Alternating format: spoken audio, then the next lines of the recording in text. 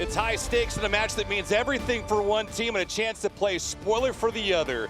USL Championship action brings us to South Florida, where Miami FC plays Pittsburgh Riverhounds. Good evening to all, wherever you may be, with Ricky Lopez-Espin. I'm David Gascon, and thanks for joining us tonight. Ricky, 3 games left in the regular season for Pittsburgh Riverhounds. This game is a must-win for them no matter what.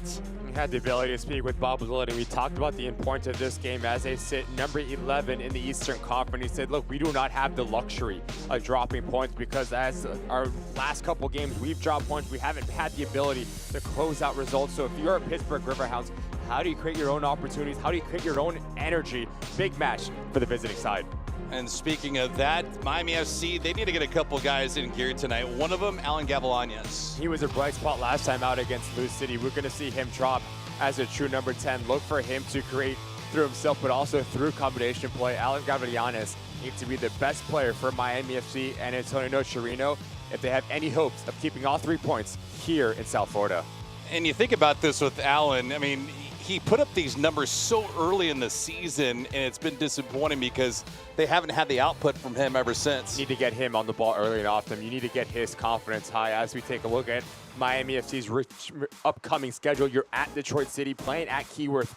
Really difficult. They just had a massive draw against Charleston Battery. They want to get a home playoff match. And Rhode Island, the newcomers into this league. They've been fantastic. So if you're Antonio Chirino, you haven't won on the road, take care of business here at home, and then you can set yourself up in momentum into the offseason ahead of the 2025 season. And coming into this contest, Pittsburgh's only 2 points out of a playoff spot, but they need to make sure they pick up 3 points. It doesn't matter the cost. And Edward Kizzard, he's going to be the focal point. You want him to get on the ball. You want him to stay high, and the service into him is going to be everything for Bob Lilly's side, because he's shown how clinical and how ruthless he can be when he's confident. So what does the relationship look like into him, and what does the service look like into Kizzard? Because last time out against Birmingham Legion, he scored a fantastic header goal. You look at the movement from Robbie Mertz, just a snap header, no chance for the goalkeeper. These are the types of ball that Edward Kizzard wants to get on the end of it. He has the ability to get on the end of it, so look for them to pump balls into dangerous areas. And they can certainly face the Miami defense that's been vulnerable all year long. As we look at the upcoming schedule for Pittsburgh, that's it, 1, 2, and 3. The good thing for them is they have a club in Loudoun United that's just in front of them. El Paso, they're kind of the bottom of the basement. Charleston Battery, they still have things to play for, though. Need 9 points out of the next 3 for Bob Lilly's side. Exactly what he said. Look, we have to take care of business at hand against Miami FC, and then we take on Charleston Battery, Loudoun, and El Paso Locomotive. Should be a fantastic matchup here tonight. We'll see if Miami can play themselves. That's a little bit of a spoiler. Coming up on the other side, we'll get you the starting 11 and first touch. It's Pittsburgh Riverhounds, Miami FC, coming up next.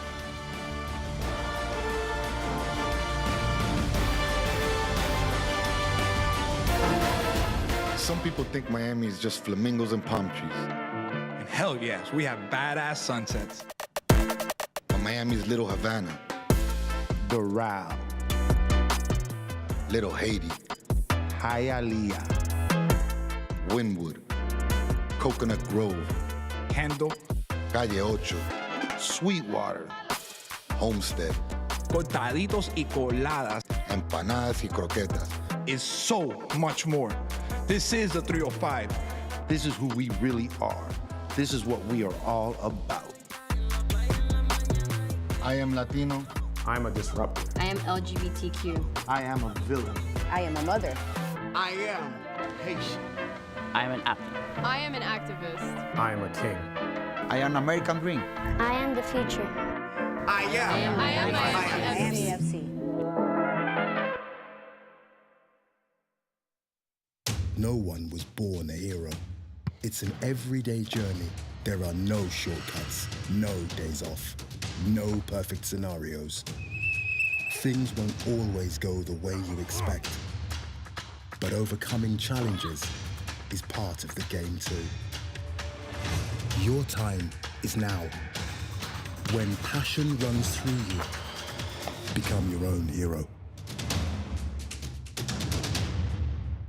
Over 2,000 Toyotas are in stock and on their way to Toyota of Hollywood. Get our lowest price on every Toyota, including Corolla, Camry, Highlander, Tacoma, and RAV4. Like a Corolla LE, not $24,000, $17,975. We'll pay you up to $2,000 over Kelley Blue Book value for your trade. That's $2,000 more than it's worth at Toyota of Hollywood on 441 between Hollywood Boulevard and Sheridan Street. Open till midnight.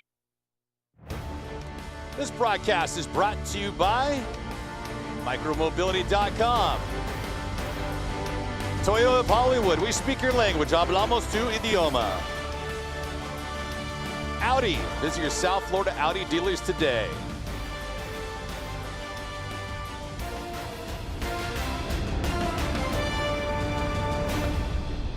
All right, Rick, you come back with the starting lineups for both these teams. Pittsburgh and Miami, do the honors, please. You have a 3-5-2 formation wide. You're looking at Sample, Griffin, and Mertz.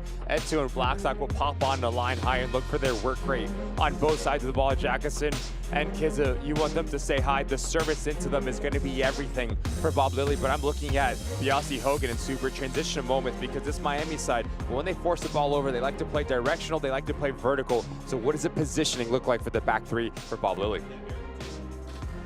Eric Dick is out with a concussion. Bernardo Forbes is also out as well. On the flip side of things for Miami, the deployment.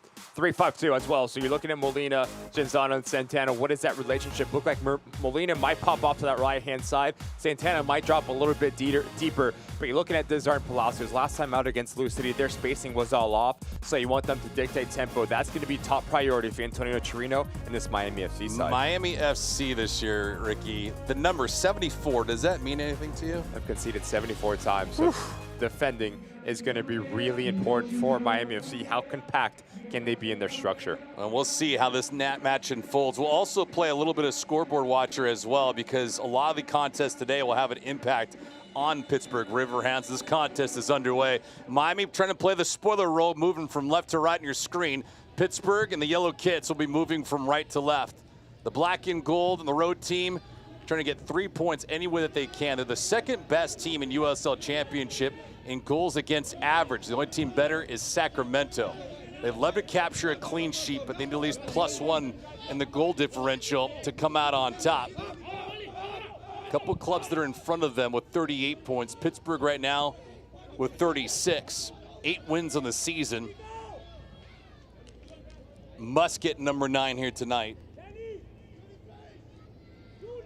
I think the one benefit, too, if you're in a position like Pittsburgh and Bob Lilly, is they weren't good to start the year. And they have recovered, but they're not fully out of the hole just yet. And so for all intents and purposes, they're playing playoff ball right now. Whatever we've known through Bob Lilly and his success at every single stop of his career, it was not a matter of if, it was a matter of when this side would start to click on all cylinders. And they've been fantastic through the last couple months. But now you're looking to close out games. You're looking to get all 3 points, because look at their last match against this Birmingham Legion side. They left it late. Birmingham drew even. They dropped 2 points. This team does not have the luxury to do that anymore, as playoffs are right around the corner. Yeah, you hit the nail right on the head too, Rick. In their last 12 matches, they've only trailed twice in that span. They're 5-1-6. So yes, picking up points is critical, but doing so where you're getting at least points in 11 of 12 matches, that is massive. That's the only reason they're in the hunt right now. Otherwise, they'd be hanging out in Miami probably for a couple more nights. Nothing wrong with that, of course, but, you know. Miami right now, 3-26-2 in the campaign. They played a couple nights ago and got trashed by Lou City, 3-0. A match that really wasn't 3-0 for 2/3 of it. And then all of a sudden things just change. And I think that kind of goes to the point where we've had those conversations with Antonio Chirino throughout the year. He was gracious in talking to us this week. Said he appreciated the ability to talk strategy, to talk about changes, to talk about the culture, but it's hard. He feels like he doesn't have the full array of weapons that he wants to have, and we'll be curious to see what happens in 2025. You have to think about Antonio Chirino coming into the USL Championship, his first time, as well for a lot of these young players for Miami FC, getting the experience in real time. And it was interesting, David, you looked at that Lou City game. Aside that they dropped, obviously they dropped 3 points, they lose 3-0, but for a lot of that match, it was only 1-0. Yeah. Same thing with Indy, took deep into the second half for Indy 11 to get all their 4 goals, as well as Birmingham Legion. They scored in stoppage time. So the testament around this Miami FC side, yes, the record is what it is. They haven't been the best in terms of no stretch of the imagination, but they make games competitive. Yeah. And once they concede that first goal, that's when the wheel starts to kind of fall off the bus. So now consistency. That's when you're asking for leadership. You're looking for players to get on the ball, to keep the game simple.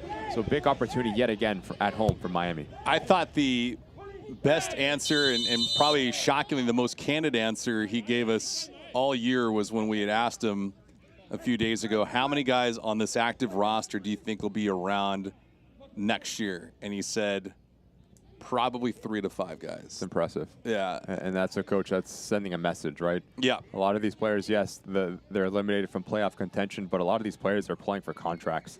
Playing for contracts not only for Miami FC, but for teams around the league, to understand how do players deal with adversity and show their true character.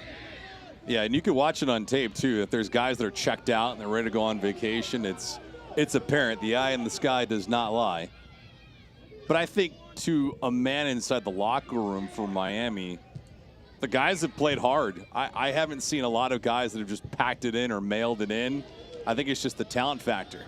that comes into play. Good coverage there on the close. Jacqueson in full pursuit of that ball. Fantastic idea from Robbie Mertz.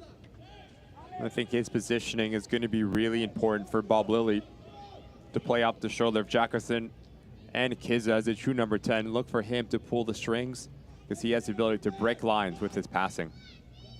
Pittsburgh, for all that they've done great on the defensive side of the house, not too good offensively. They've only scored 31 times this season. So they have some areas that they must work on and improve before the season expires. Mertz was there initially in that corner kick, and then the rebuttal on the return from Suber gets blocked. It'll be another corner.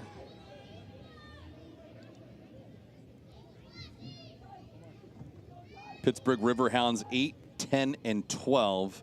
On the road, 3, 6, and 6 for Bob Lilly. Miami, their 3 wins have all come here at home. Daniel Barbier looked like he might have had the wind knocked out of him.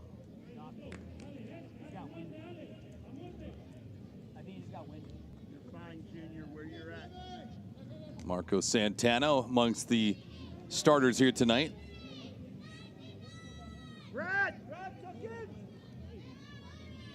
Mertz, the 27-year-old, making his 28th start of the year. Couple goals, couple of assists. Transferred from Atlanta. Mertz on the delivery again. Top of the box, it is peeled through. Blackstock. Patrick Hogan with delivery. Nope. Gave it up. Thought he was going to get it back. Blackstock here. Quick chip. Daniel Gagliardi there to gobble it up. Haven't seen Daniel in quite a while. A local guy from Plantation, Florida. In Miami's first win of the year in week number 1. The numbers have been unkind to him. Goals against at 221. Save percentage at 641. Desart. Miami, as they are accustomed to doing, playing through the back. Knutson. It's a really good ball. A few times it's had some purpose. Gavilanes. Santana's over on the right wing. Palacios to Cardona. Cardona has appeared in 28 matches, including tonight. He has started in 27 of them.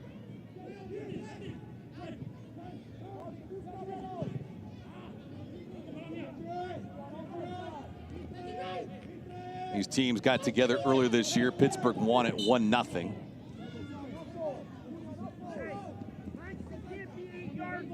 For them, they feel like they must sweep the season series tonight. Pittsburgh does lead the all-time series 4-2 and 3. There's Bob Lilly.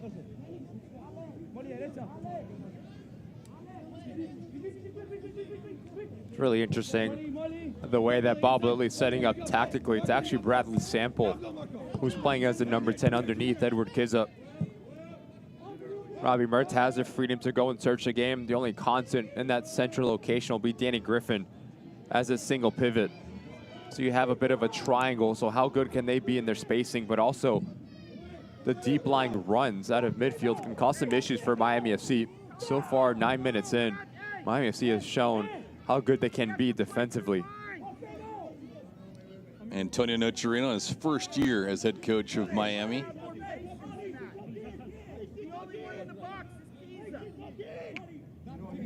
Miami last year was 11, 15, and 8. They missed the playoffs by a point.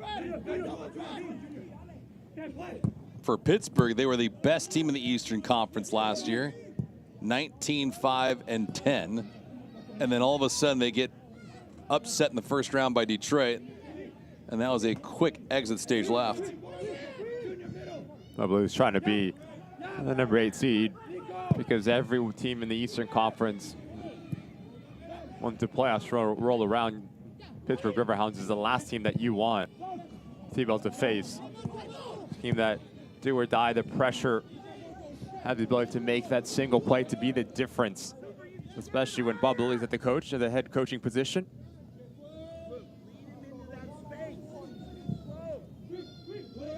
Man that has a great Rolodex of knowledge and information, especially about this game.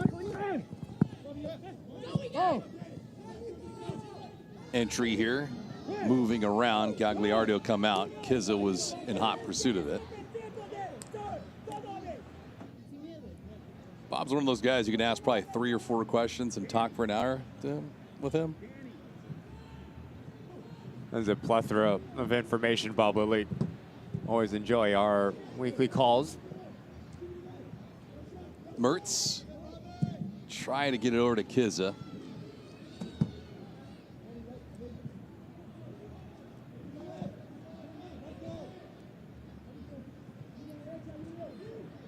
Into the 11th minute, Miami with no shots yet.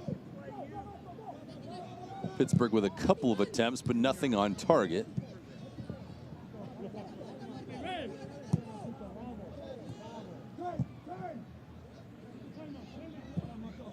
Frankie Lopez, not amongst the starters here tonight.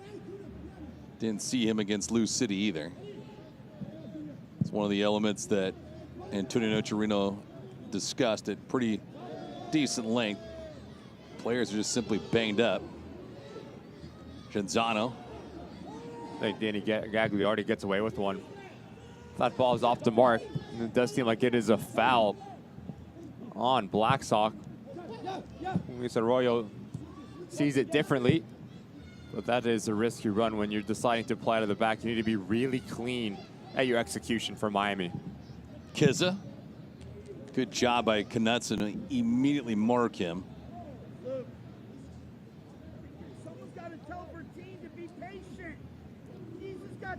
Hartford and Loudoun underway right now. There's no score. Indy and Lou City the same. Have to keep an eye on the Loudoun United Hartford match because of the playoff implications.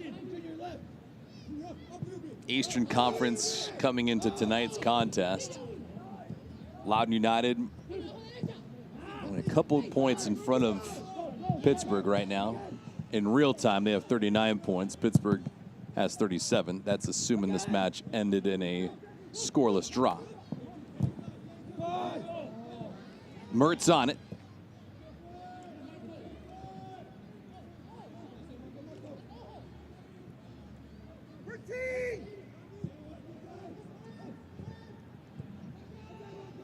Decently played by Sample, but goes rolling away. Anticipate Pittsburgh owning the possession in tonight's contest.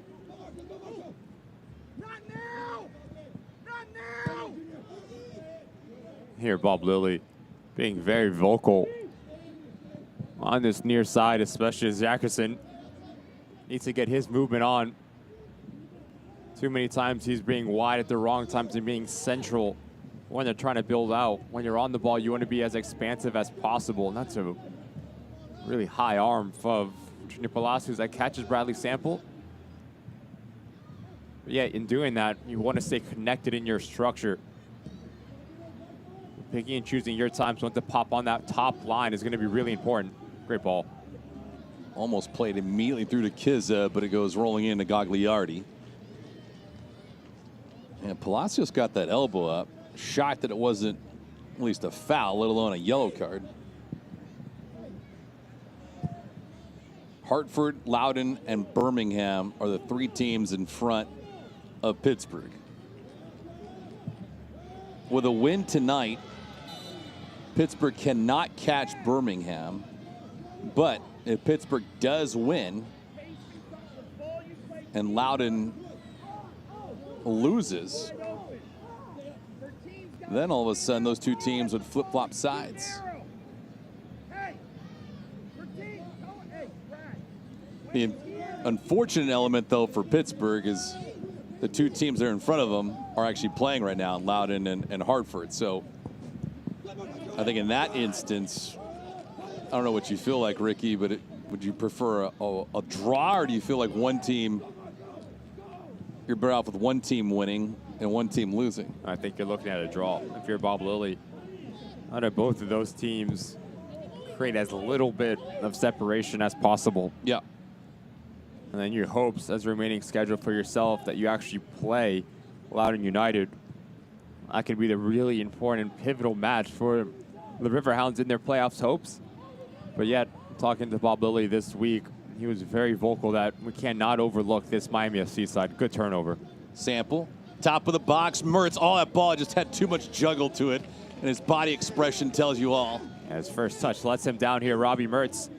If he has the ability to take a clean first touch and slow this ball down, then he has a really good opportunity to really test Danny Gagliardi.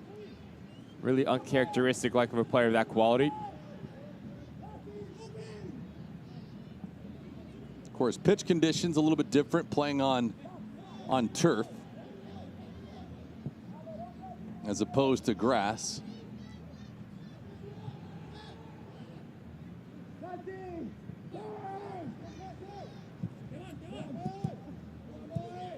Near turnover, Knutson.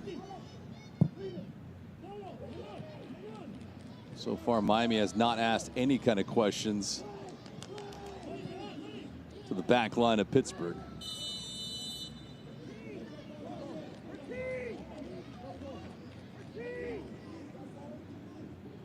Throughout the year, Miami has had those instances where they've had flurries, but they're not frequent and regular, whether it's in the first half or the second. Goes back to what we've talked about, the consistency for Miami FC, not only in their results, but their performances as well.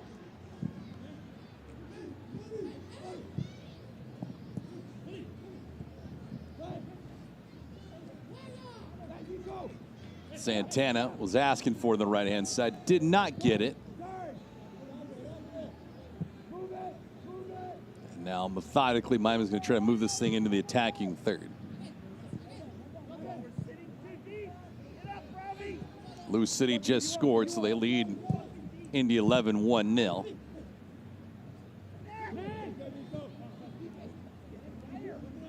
At the end of this first half, we'll have stats and highlights, but more importantly, we'll also take a look at the out-of-town scoreboard in USL Championship. There was a thrilling match earlier today, and we got a lot of stuff later on tonight as well.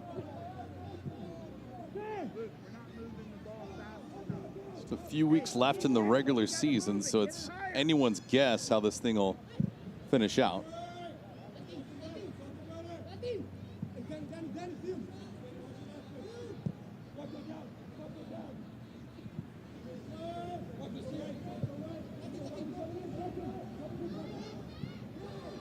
Sample was trying to leak a little bit, waiting for that ball to come his way, but never did.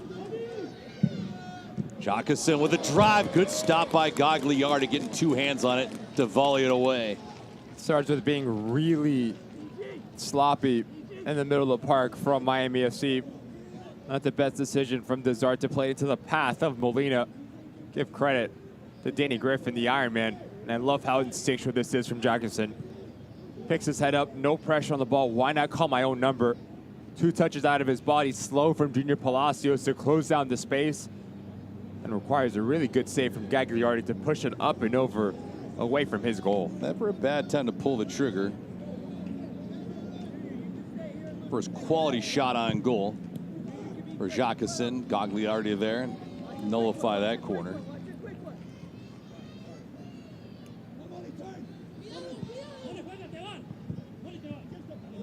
Again, a bit sloppy from Molina. Really heavy touch. Same song and dance. That too.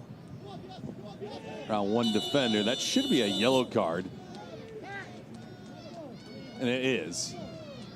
Marco Santana's looking around like, saying why? I don't know. Let's go back and look at the obvious here. But look how aggressive he steps off his line.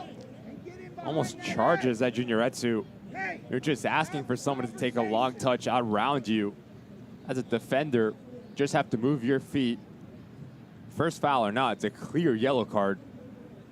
No area for argument from Santana, so now he needs to be really careful for the remainder of this match. A really good opportunity for the Pittsburgh Riverhounds to whip this thing into the mixer and cost them chaos in front of this back line and Danny Gagliardi's goal. 2 guys out tonight. Eric Dick was a concussion. Bernardo Forbes with an illness. Big pieces for Bob Lilly.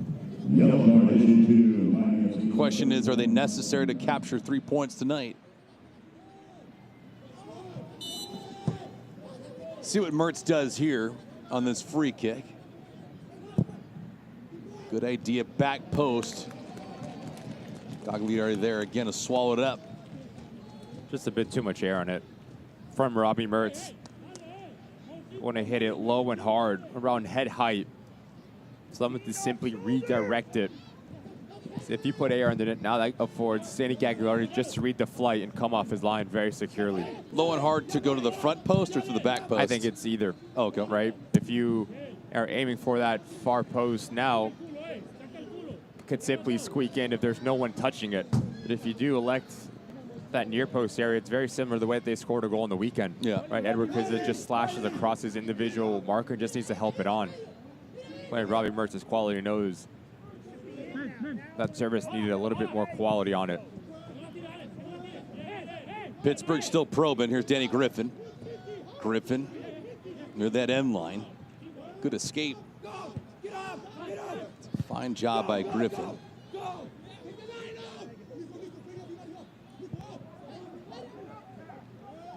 Pittsburgh has played a comfortable first half so far, offensively and defensively. We've barely even introduced their keeper in Gabriel Parata. Speak of the devil. I mean, you can live all day like that too, right? Pittsburgh can certainly enjoy the fruits of their possession. At 2. Better defending there from Santana. Realize how he just stays his ground, does not dive in. And once Junior Etu makes his play, that's when he puts in a tackle. A fantastic response from the young man.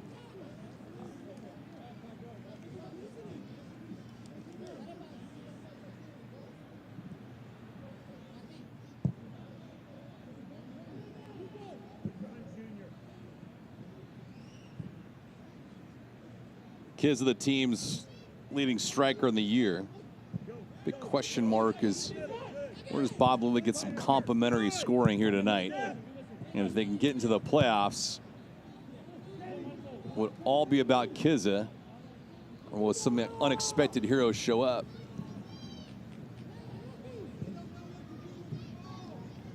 That'll be a question mark for Pittsburgh. And the other element is, are they good enough to win a playoff game or two?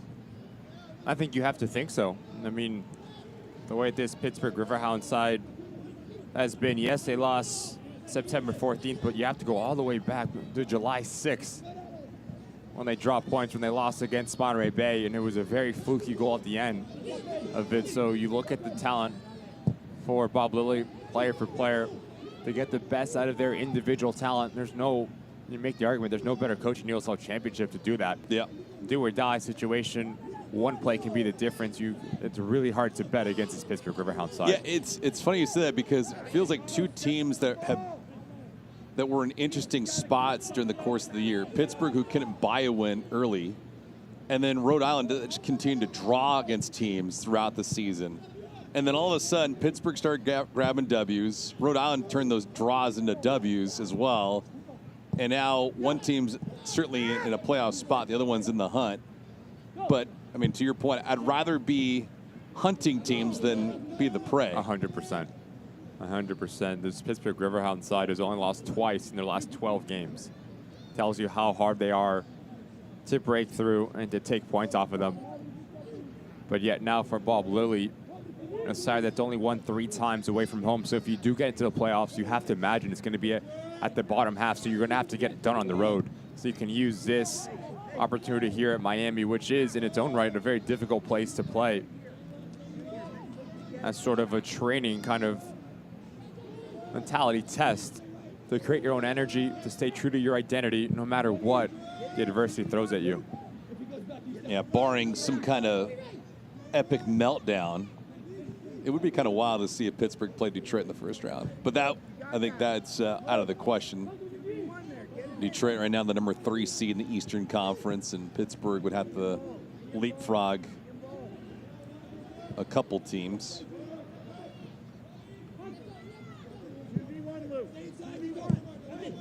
A little unfortunate, but the other question mark would be Pittsburgh get a road contest against a foe that's somewhat close to Pennsylvania. Then you can get their rowdy fans engaged. That ball played across, but nobody around. And the fans of Pittsburgh do travel, which is nice. So they can definitely bring the elements that they do at home to an opposing field and situation. Biasi amongst the regulars for Bob Lilly.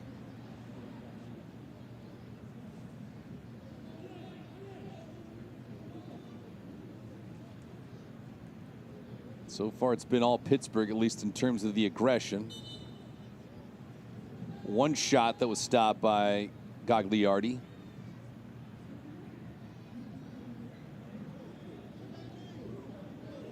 Couple shots for Pittsburgh, nothing for Miami yet.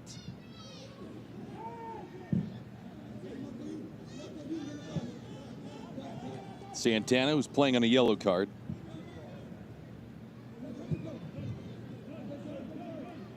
End of this first half, we'll have stats, we'll have highlights, we'll have news and notes. Take a look around USL Championship as well.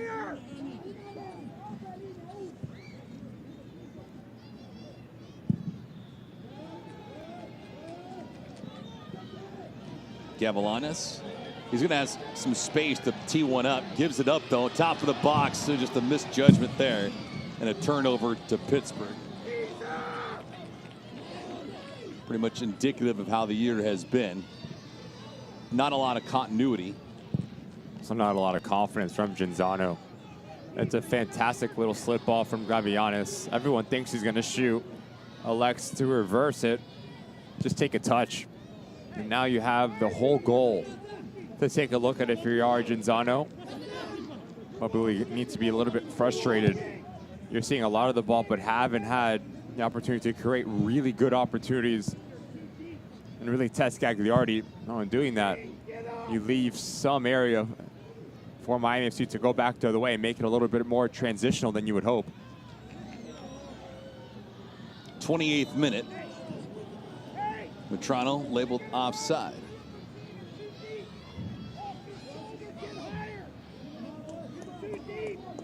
It's been a pretty clean game so far. One booking. I believe that was their first offside of the match. Couple corners.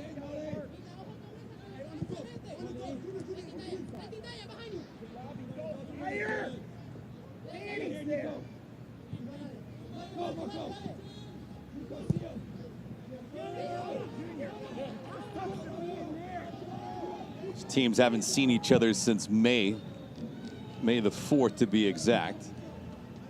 A lot has changed in terms of the progression for Pittsburgh, and the personnel has drastically changed for Miami.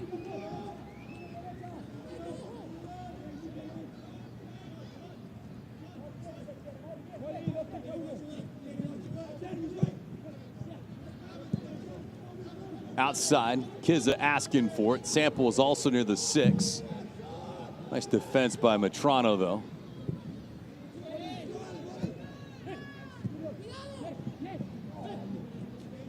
Delicate spot for Palacios.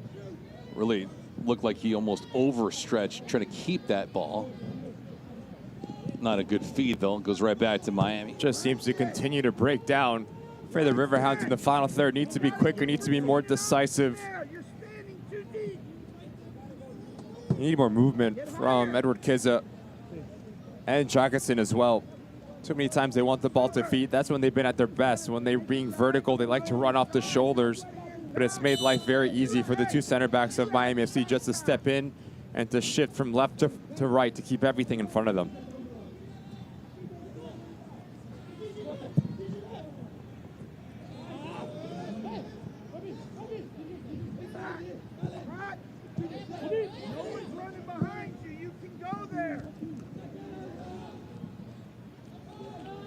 Right-hand side, Genzano.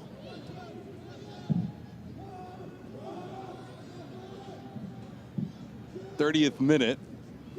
Not a lot to brag about just yet in this contest. Pitbull Stadium. Dale. There you go.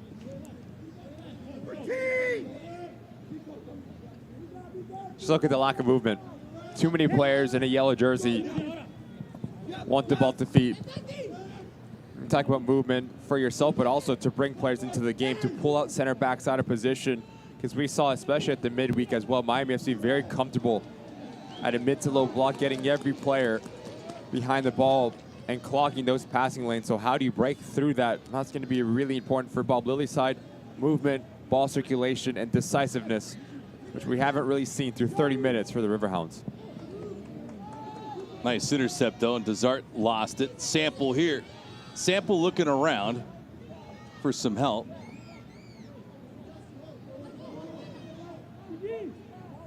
Taking his sweet time was Griffin. Griffin probably should have gotten this ball back. Did not. Played through. Cardona heads it away.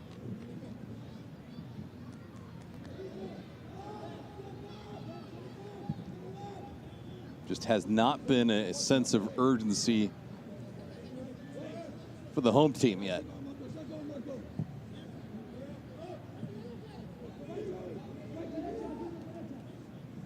It almost feels like for right now that they're playing down a man. It's very comfortable and being a little bit more defensive minded. A team that's conceded 74 times. So picking and choosing their times when to step out of their shell, but also maybe playing for a set piece or a key moment to be the difference. And to try to glide that through. Palacios, Knutson, quickly connecting the dots. Santana to Gavilanes. But he can't hold it. Players collide with Molina and Gavilanes. I think it's bowled over. Griffin, the guilty party. Gavilanes didn't get hit in the ideal spot.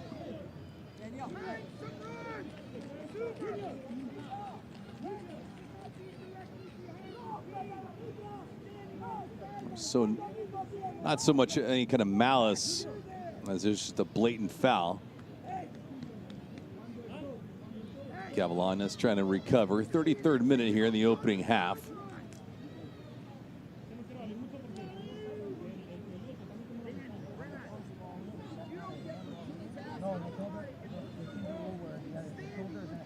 Let's watch the right knee area. Luke Biasi, as he tries to come through. Hopefully Gavilanes is okay to continue on. I'm not okay to continue on. Man!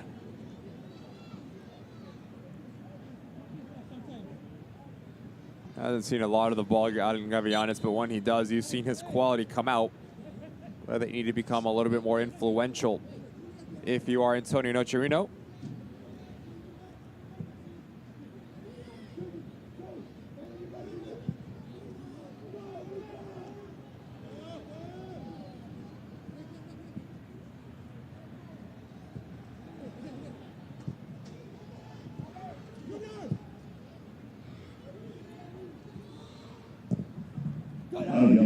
Gagliardi just moves this thing around to the middle of the pitch, but not a whole lot in terms of the aggression moving forward. Member down for Pittsburgh. Is that Mertz? Yeah, it is Robbie Mertz. Not sure if he got hit in the mouth or the nose.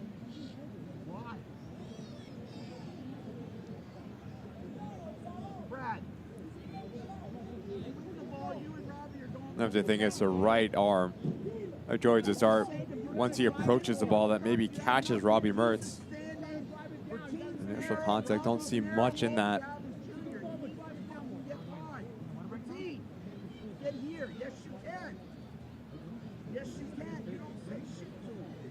Teams will go to their sidelines.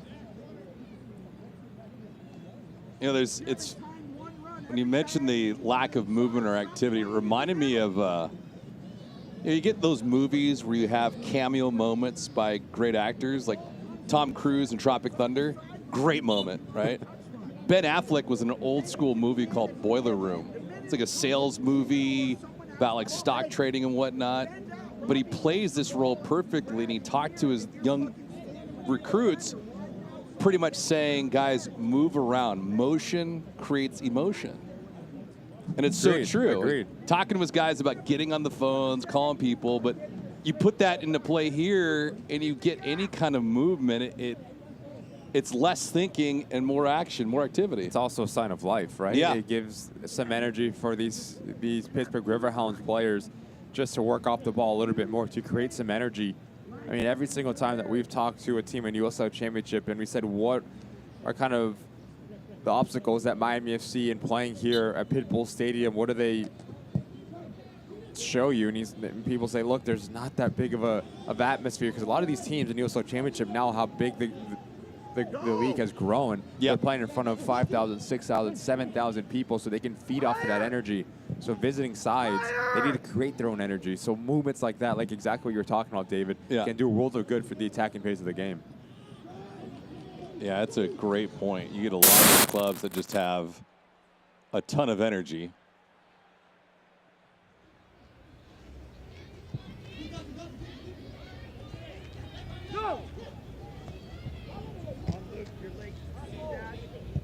No score yet, but the chances have only been for one team so far in Pittsburgh. Miami with possession, trying to attack. Desart, a little bit of a lane, chipped out to Molina. Molina, Santana, crossing attempt, or at least that's what I thought it should have been. That thing went nowhere near target, sailed about 20 feet over the net. It's a good decision from Molina to give that extra pass. But yet again, it's the fine details from Santana that continue to let him down. This first touch doesn't take him inside the 18-yard box. It actually slows his momentum down. So now he's reaching back for this ball. That's why he goes up and over the crossbar and getting kind of caught between two minds.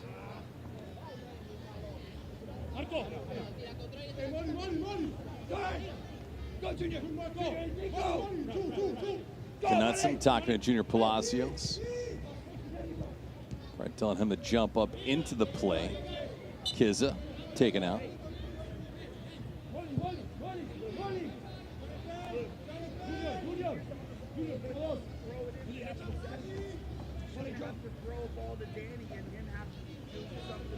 '38th minute. We had a hydration break. That's been pretty much it in terms of slow flowing. Griffin out wide to the right-hand side, goes hobbling into Gagliardi.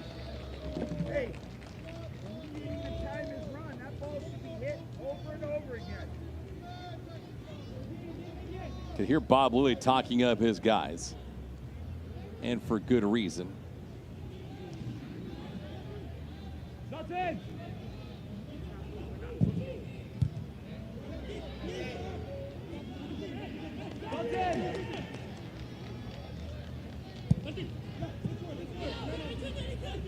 I think the one element that Miami is certainly lacking right now is individual speed that could put pressure on Pittsburgh's back line. With no possession in their game, haven't even been available to counter yet. Need someone to run in behind to give you that little bit of a direct factor to keep this back three, Pittsburgh, a little bit more honest, because there is no real threat in beyond. That allows Pittsburgh Riverhounds to be more aggressive. Just look at the right side of your screen, about a yard or two off of that. Hogan, Biasi, and Suber are there to clog any sort of passing lanes, but also Robbie Mertz. He's been putting in a shift for 40 minutes here, covering every single blade of turf at Pitbull Stadium. Capitalized shift for me. Thank you very much, Rick. But it's good because you feel like as this match goes along, they're going to continue to cheat, right? 100%. So now, if you're in San Arena, you look down your bench and say, who can give me some legs in that kind of threatening moments? Oh, that's going to be a second yellow card, at least it probably should be. If Santana's not showing red, I'll be shocked. Wow, talk about leniency here. He needs to be really careful here. Yet again, not moving his feet, just watch his hips as he gets scared, almost like a football player, the way that he just squares up Junior Etsu. The extension of his left arm and his right arm. It's a foul, it's a yellow card, he should be sent off. Yeah. He gets away with one massively. Luis Arroyo has to be very, very clear in his conversation that's saying Marcos Santana is walking a very tight line for the remainder of this match. Trick or treat, man. That is... Just get him a gift. Yeah, that's unbelievable. Luis Arroyo being extremely liberal with that call because, yeah, to your point, that's another yellow to red. Mertz. So he does. There's about 6 inside the 18. Back post away. Mertz would love to have that one back. It's the third set piece that we've seen from Robbie Mertz from a very similar location. Just overhits it. Not enough quality, not enough threat for the Riverhounds throughout a set piece. Jacqueson really did not have too much of an angle. 42nd minute.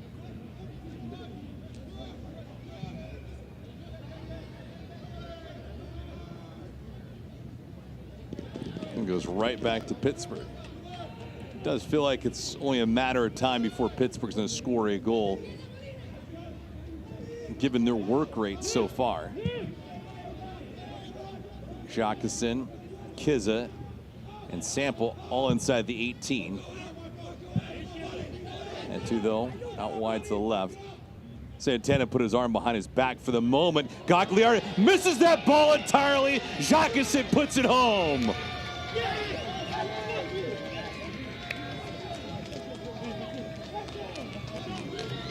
It was only a matter of time in the 42nd minute.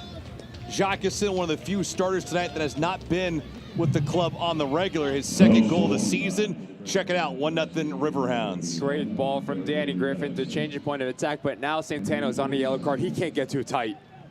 So as Junior Etsu just creates a little bit of space to pick up his head, it's a fantastic ball. It's a nightmare because this back line for Miami FC, they can't drop quick enough. Danny Gagliardi misreads it, unable to get off of his line.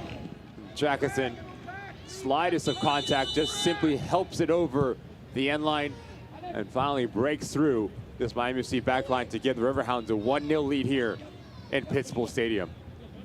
And they haven't been over-committing or overtly aggressive. So that plays into their benefit in the second half. They haven't really emptied the tank, if you will, in terms of trying to score the first goal. And for Miami, 75th goal they've conceded this year. 75.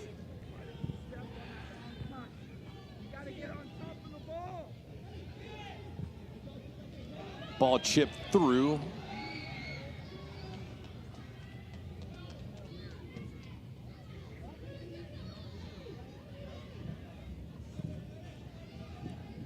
'44th minute. See what happens in terms of stoppage time we're afforded. I got a yellow card here. So Luis Arroyo.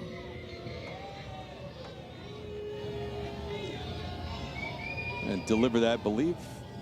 That was Alejandro Matrano.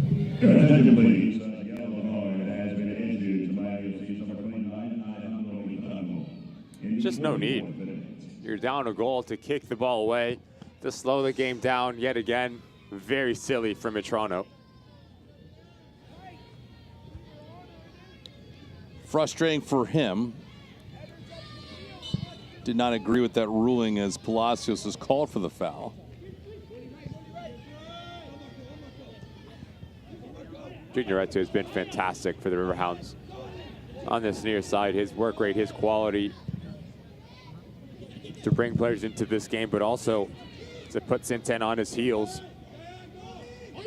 Mertz, the run. third assist on the season for Junior Etsu.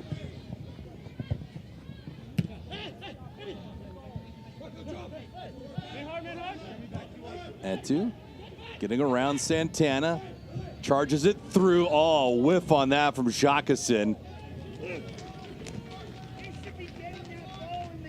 There's a brace sitting there for Jacqueson. He flat out missed it. Junior Etsu has caused so many issues on this left-hand side, but as this back line for Miami FC, they're retreating. The space where the cutback is on. Really clever secondary movement from Jacqueson, unable to get clean contact on it. 2 minutes of stoppage time.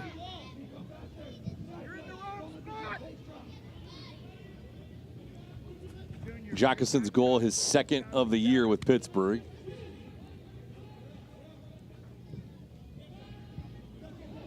That's the damage so far, 1-0 Pittsburgh.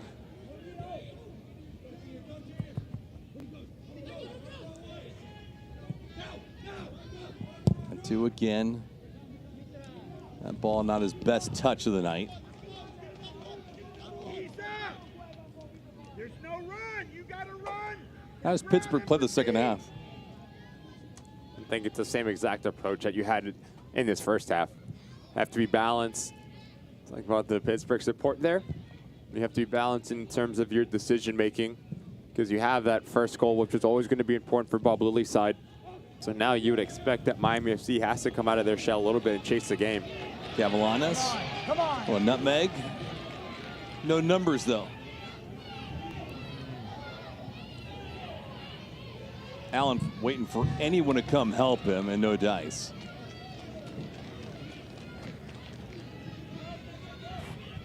Sounds simple, but I do think the second goal for the Riverhounds is going to be crucial to the 3 points that they need.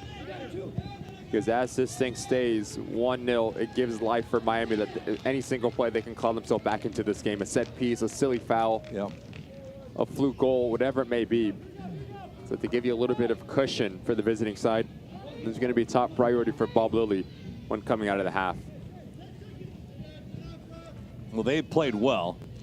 I think probably the only criticism for Pittsburgh tonight has been their ineffectiveness on set pieces. But outside of that, Bob Lilly's troops ahead of the locker room, comfortable, in control, and composed.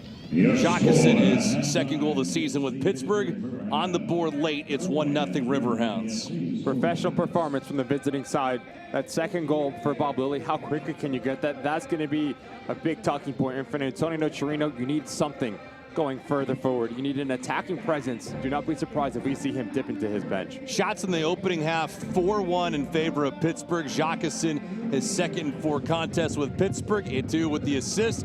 And the first half of play here in South Florida, Pittsburgh leading Miami by a score of 1-0.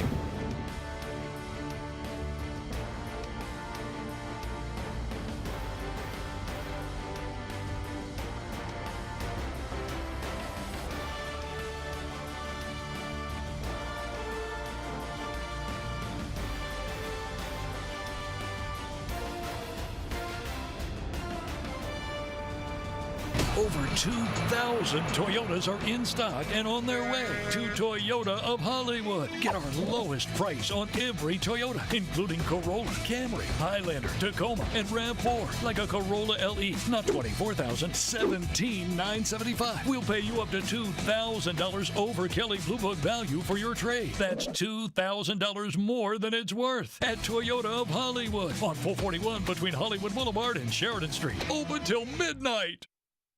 No one was born a hero. It's an everyday journey. There are no shortcuts, no days off, no perfect scenarios. Things won't always go the way you expect. But overcoming challenges is part of the game too. Your time is now. When passion runs through you, become your own hero.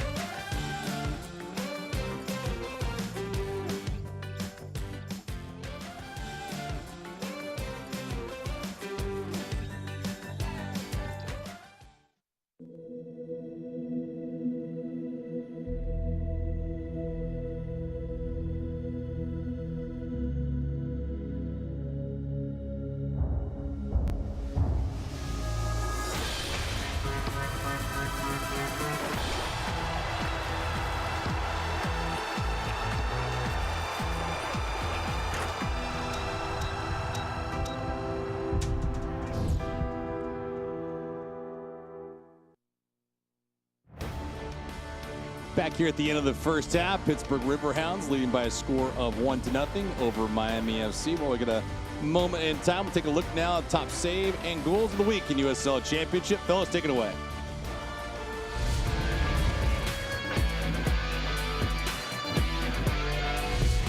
With a deflection, Swartz knocked away by Viniello. Oh, he got there again on Rivas. He turned away Hurst, then Rivas. What a moment from Sacramento.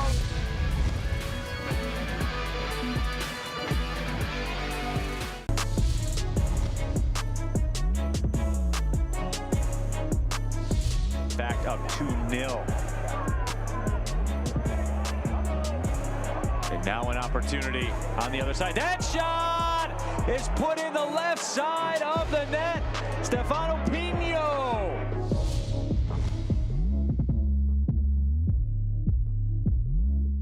Is it somebody's birthday? Dad, come watch us hit this ugly piñata. Dad! When Hornets show up, so do we. Terminix it.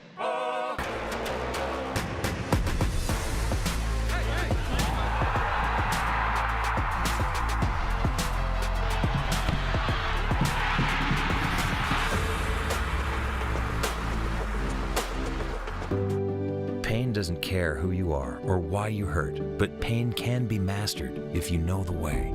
Fight back with Tiger Balm's legendary herbal power. Trusted for over 100 years, our proven blend of camphor, menthol, and essential oils tames pain with the strength and speed of the tiger, so that you can rise above pain and get back to living. This is the way of the tiger. Recentra bien el balón dentro del área. ¡Hombre, es el segundo! La combinación es buena. Se canta el 1-1 de los cantos. ¡No te puedo creer! Increíble, Felipe. Y señoras y señores, la USL Championship.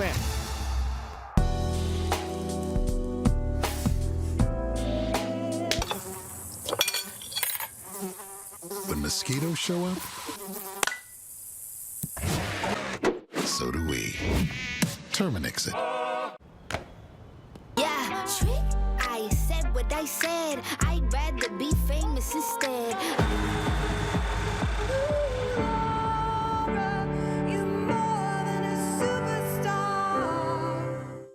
No one was born a hero. It's an everyday journey. There are no shortcuts, no days off, no perfect scenarios. Things won't always go the way you expect. But overcoming challenges is part of the game too. Your time is now. When passion runs through you, become your own hero.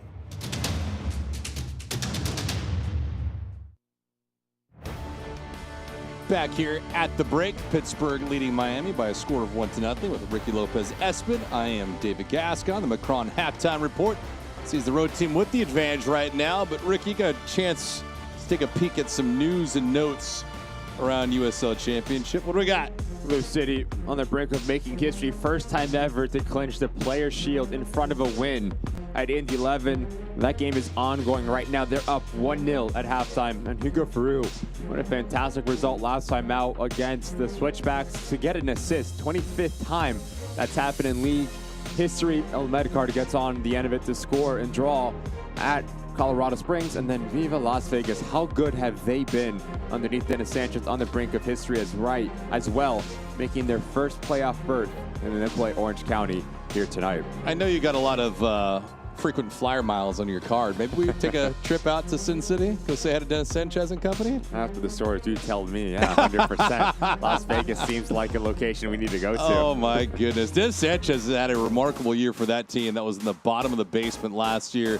Out-of-town scoreboard, this is what we have right now. You saw and witnessed Detroit and Charleston. That was a a banger of a contest. A really interesting match for Detroit City as we continue for their quest to get a home playoff match. How good they've been at Keyworth. We talked about Lou City, 1-0. Amadou Dia has the opening goal, and what a result this can be for Ryan Martin.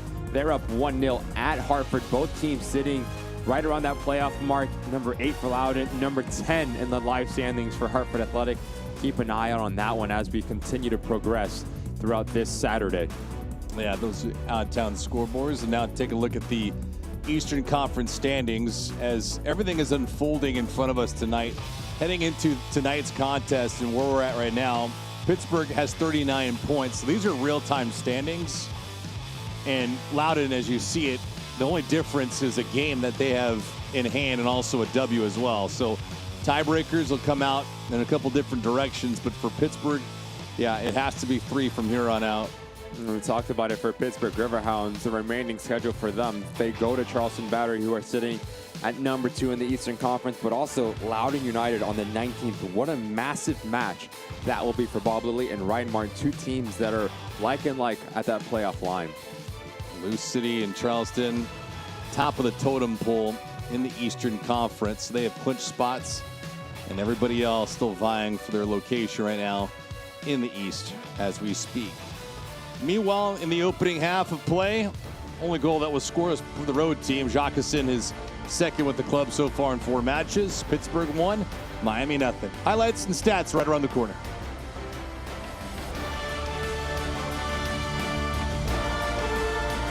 Over 2,000 Toyotas are in stock and on their way to Toyota of Hollywood. Get our lowest price on every Toyota, including Corolla, Camry, Highlander, Tacoma, and RAV4. Like a Corolla LE, not $24,000, $17,975. We'll pay you up to $2,000 over Kelley Blue Book value for your trade. That's $2,000 more than it's worth at Toyota of Hollywood on 441 between Hollywood Boulevard and Sheridan Street. Open till midnight.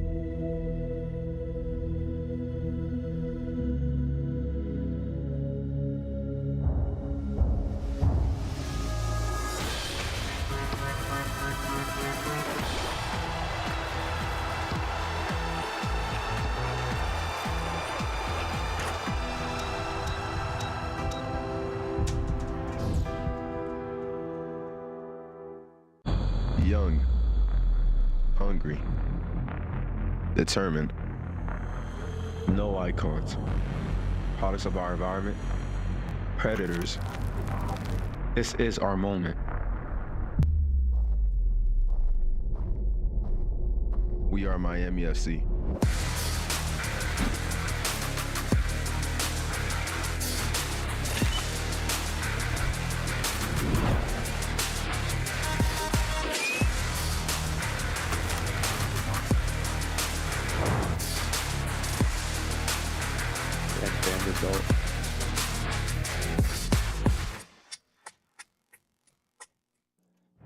Back here at South Florida, Pitbull Stadium. The youngin' right there watching this contest. Pittsburgh 1, Miami FC nothing. Good chance now to take a look at the first half highlights in this thing. Ricky, what do we have? There's not a lot to chew on, but for Pittsburgh, they were the better team. A lot for one side, not much for the home side. It starts with this Riverhound side. Just some numbers they were able to attack with on that wide side, whether it was Blackstock, Junior Etsu, Super gets involved as well. But as it has continue on, it was the final quality. It was that final pass that continued to break down for the Riverhounds. Danny Griffin, he's a player that does everything for this Riverhound side. The clogs, passing lanes, that kickstart attack. Great strike from Jackson, even better save from Gagliardi. Yeah, I would hear more from Jacqueline as this match continued. A good play here for Desart and also the chip to Molina, but Molina gave it up, and Santana didn't have the best of halves. Yeah, so he was struggling with his decision making. It's his hips, the way that the first touch gets away from him. So now he's lunging and goes up and over the crossbar, and this is where the game really changed. Fantastic election for Danny Griffin to change a point of attack. And now Junior Etu understands Santana's on a yellow card, so let me go at him. And it's a fantastic ball in. It's a nightmare for center backs to deal with because it's behind you. Any sort of deflection, the ball can end up into the back of your net. So if you're Danny Gagliardi, you have to be better at reading off and coming off your line for this ball. Jackson, simple touch. 1-0, Riverhounds going into half. Take a look at the numbers in the opening half. What does it tell you? It says the Riverhounds have been the better side. I mean, 3 shots on target versus none for Miami FC, but the possession, that's really surprising for Miami FC. 52% of the ball, but now what do you do with the ball?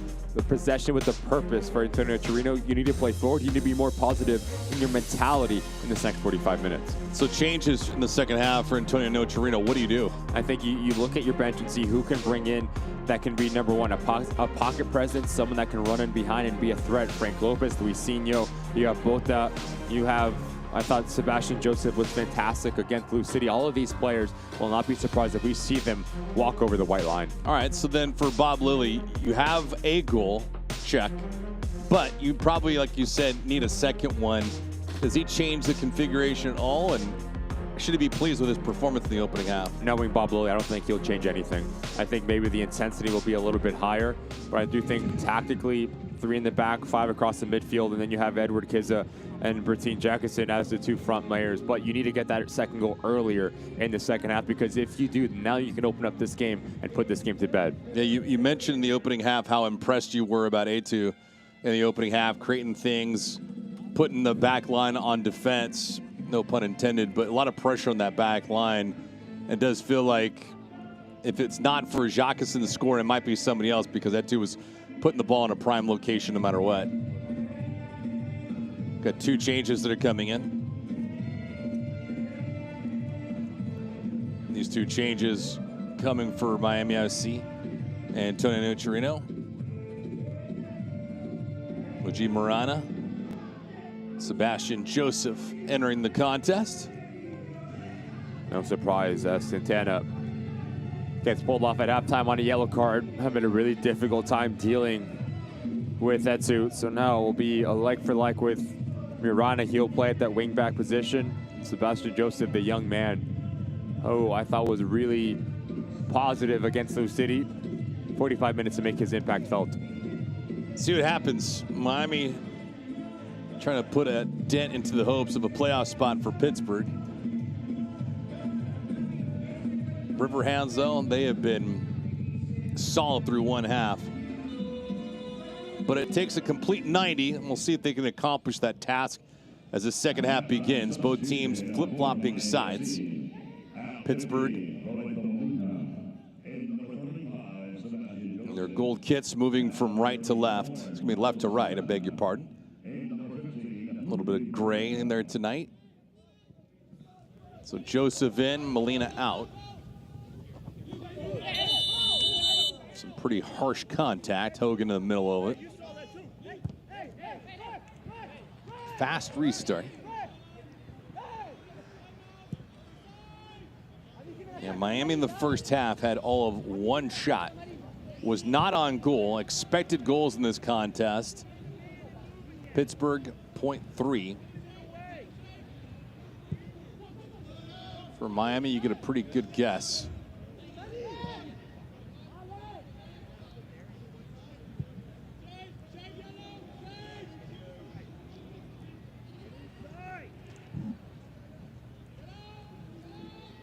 Second half begins, no changes for Pittsburgh.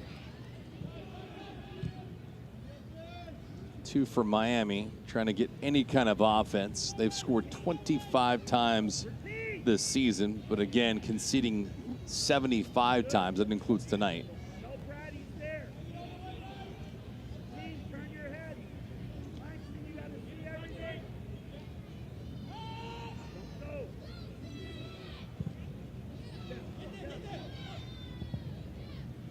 Toronto, who's playing on a yellow this evening. See if he can get that volley. Can't. Good coverage. Good closing speed there by Patrick Hogan.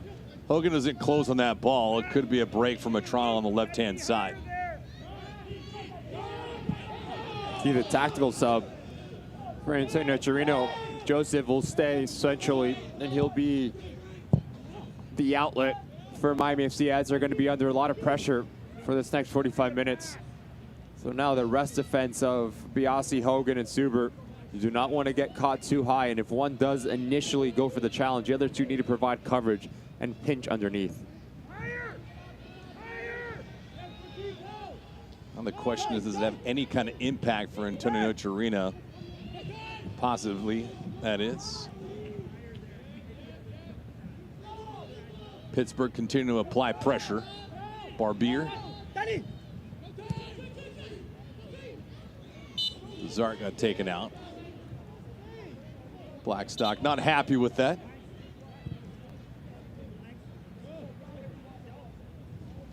A decent amount of chirping on our lead official, Luis Arroyo. The Zart's okay.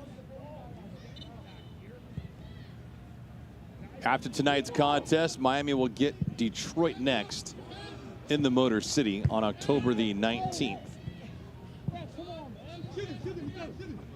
Pittsburgh Riverhounds, they have a date next with Charleston. That won't be easy.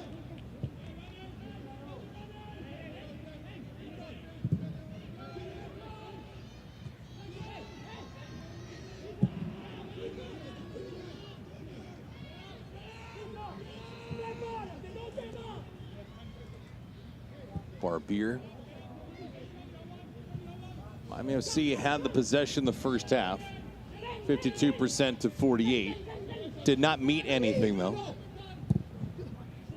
Left-hand side, Matrano taken out. Suber there.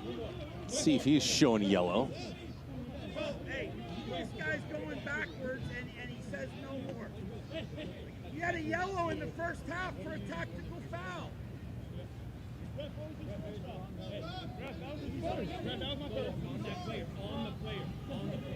Give it away.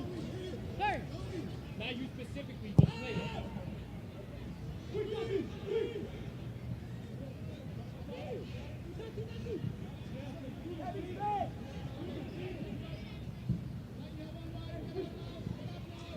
Look at some of the keys to the second half. For Pittsburgh Riverhounds, we talked about how important that secondary goal can be, especially coming out of the break. And as for Miami FC, a lot better in the way that you've on the ball a little bit more, showing a bit more courage to play. So how do you continue this momentum for the home side? Nice job by Joseph to win it, and as soon as I say that, he's depossessed by Danny Griffin. Griffin wasting no time. Mertz on the run. Jacqueson.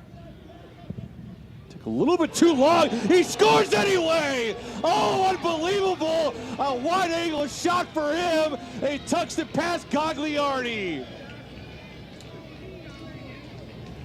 Unbelievable shot. If I'm Gagliardi, I am sick to my stomach. Just a simple circulation from Robbie Mertz. Jacqueson, I don't know if the shot, if it's a cross, but those are the ones that you look at your teammates after and say, I meant to do that. First touch out of his body. Gagliardi should never be that far off of his line. He gets caught cheating. Jacqueson gets his brace 5 minutes after the break. Talked about the key being important for Pittsburgh Riverhounds to open up this game early to get that second goal. Fantastic start to this second half for Bob Lilly and company. Oh, he gets a brace. I'm baffled by that. Might actually end up as the USL Championship goal of the week. But you saw after that ball hit the back of the net, Gagliardi putting up his hand. Yeah. Keeper should never be caught off of his line from that type of angle. Just far too easy to concede your secondary goal. Sample looking to make it 3-0. Kizza, Jacqueson looking for a hat trick that was blocked by Barbier.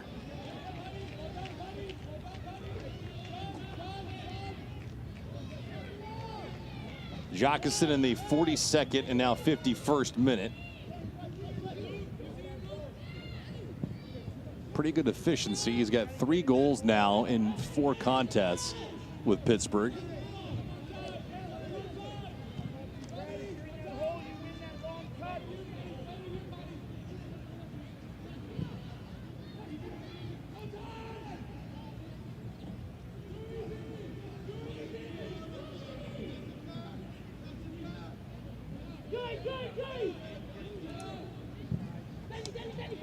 Riverhounds picked him up on loan from Real Salt Lake. And he has been an impact player immediately. Cardona with a harsh foul over Kizza. Robbie's got a back press there. You can't be on that sideline. He's got a back press there. You can't be on the sideline. Having played a couple days ago, I think this probably has a major impact on the endurance and durability for Miami to even compete tonight. Long season. Lou City got the better of them, and now they're chasing it against Pittsburgh. I just don't know how much gas is left in the tank. I think Antonio Torino actually got this game tactically right, because you talk about the travel, the midweek game, the short amount of rest. So they approach this game in a bit of a more defensive side, getting players behind the ball, making life very difficult for the Riverhounds and trying to make it more of a transitional game. Yeah. But that's why that first goal was always going to be important, and especially the secondary goal, because now Miami FC have to step out of their shell, and that's when you need to stretch out your legs. You need to become a little bit more expansive, and that's when fatigue can really set in. And the quality of the first goal was high, A+ effort. Second one, just a sneaky shot by Jacqueson.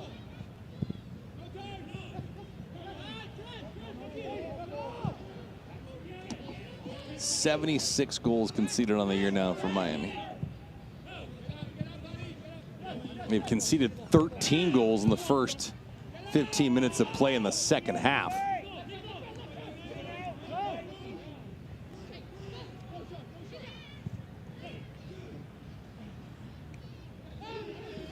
Frankly, it has not mattered who's in goal. Daniel Gagliardi, Kadim Nadia, or Felipe Rodriguez, they have all been beat up.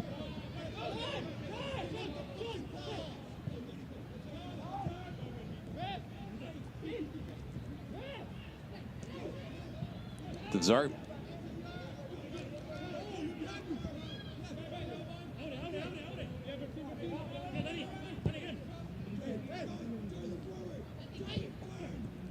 The home finale for Miami this year. The remainder of their schedule is on the road. They're a team that has not won away from Miami just yet. 14-1.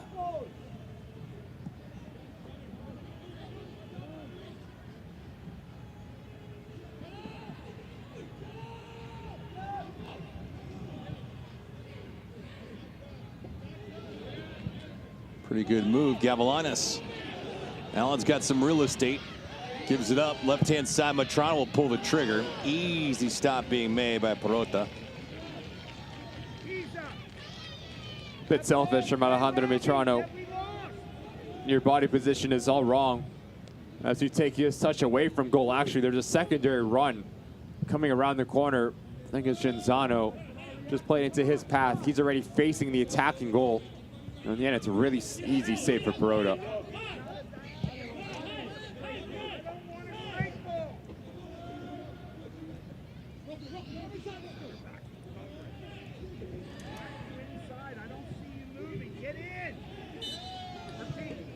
You can hear Bob Lilly still coaching up his guys.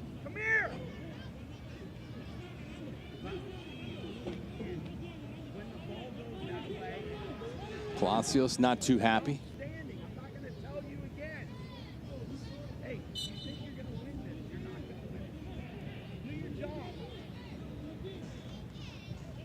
Imagine we'll get some changes for Bob Lilly right around the 65th minute.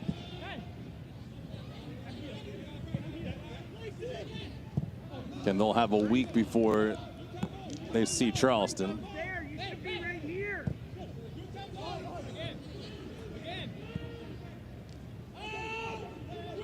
Jacqueson on the run. Jacqueson, wide angle again. This time gave it up. Kizza takes a shot. He goes off the bar and into the back of the net. You knew that was coming. Stat stuffing game for Pittsburgh. They're on their way to another victory. It is 3-0 Riverhounds. Far too casual, far too easy for Pittsburgh to triple their lead. Junior Palacios tries to play out of the back. No one reacts quick enough. Joey Desart, Alejandro Mitrano, Cardona, all looking around saying who's going to step up, but take nothing away from the quality of the finish from Edward Kizza. How quickly he gets his body position right. Wrongford Scagliardi to the weak side and gives Pittsburgh Riverhounds a 3-0 lead here in South Beach. Thumbs down for Miami FC defensively, Ricky. But everything that Pittsburgh is doing right now is with a purpose and a sense of urgency. They're the team that wants to make the playoffs. And tell the way that they've approached this game as well, how intense they are. And both are taking 18-yard boxes. There's always going to be a test match for Bob Lilly. Because as a player, you look at the table and say this should be an easy 3 points, but it's been actually the opposite as of late for Miami FC. They continue to make things interesting, a hard team, a hard out every single time they walk across that white line. So mentally, how do you keep the intensity high, the motivation high, and the competitive spirit high? Miami FC and the Riverhounds face that category.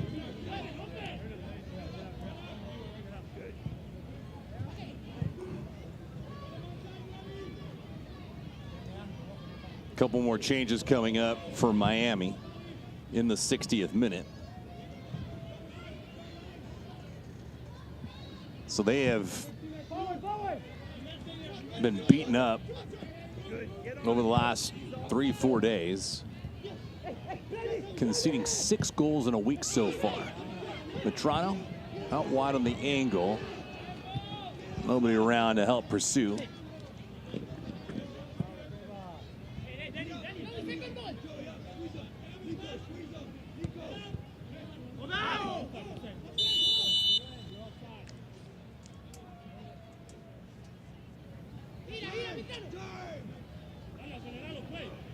Just no answers.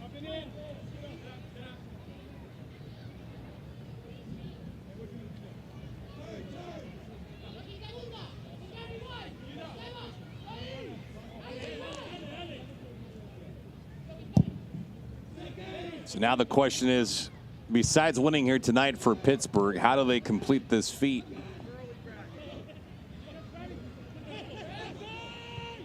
You know, they certainly crashed their car earlier this year, but they didn't total it. So the benefit now is that you get a win tonight, check, and then you have a Charleston team who has already clinched a playoff spot.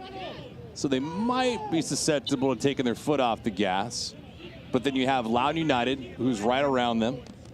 And then they close out with El Paso, who's at the bottom of the basement in the Western Conference.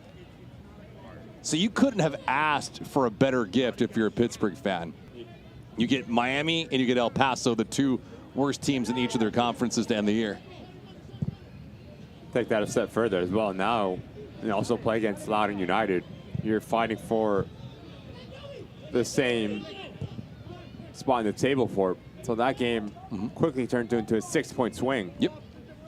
So if you're Bob Lilly, you're looking at your remaining part of the schedule and saying, okay, yes, if we can grind out a result against Charleston and we play our best, we should, by paper, win both of our remaining matches versus Loudoun and El Paso Locomotive, or at least we have a very good chance of doing that. And then you really deserve to be in the playoff picture. So you have destiny in your own hands for this Riverhound side. You take care of business. And no problem that you will not be into the playoffs. And at the end of this regular season. Yeah, and the funky position is typically when you're in USL Championship and you're playing twice in a week, the enviable spot is to capture 6 points. And at the very least, 2. But if you can get 4, that's great. Assuming something doesn't happen here tonight, Pittsburgh's going to do just that. But conversely, Loudoun plays on Tuesday against Indy 11, and then they play Indy 11 plays, there's going to be Rhode Island plays Loudoun United 5 days after that. So you have 2 top-tier teams in the conference that they're going to go up against in a 5-day span. And then they have Pittsburgh, as you mentioned, and they close out with Charleston. So you go from pretty even waters if you're Pittsburgh to just choppy if you're on the other side for Loudoun United. It's not going to be easy for them to qualify for the postseason. Long ball here coming out, though. Marana tries to roll this ball in, and it goes off the right bar. That kind of a year. Fantastic ball in from Danny Barbier. Marana gets the right body position of Junior Etu. He just gets caught sleeping. Verona gets caught off of his line. Fortunate for the Riverhounds, that does not walk over the white line and make this a little bit interesting on the back end of it. But that's the complacency that Bob Lilly needs to look at. Immediate yellow here. Palacios and company just disappointed with everything going on.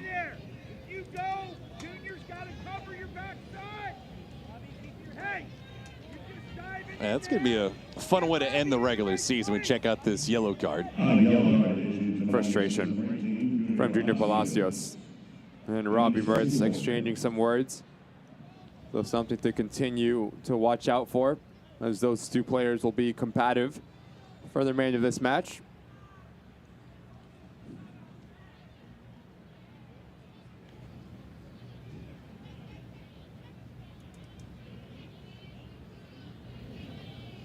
After that last action, Bob Lilly was very vocal of Biasi as he does step in.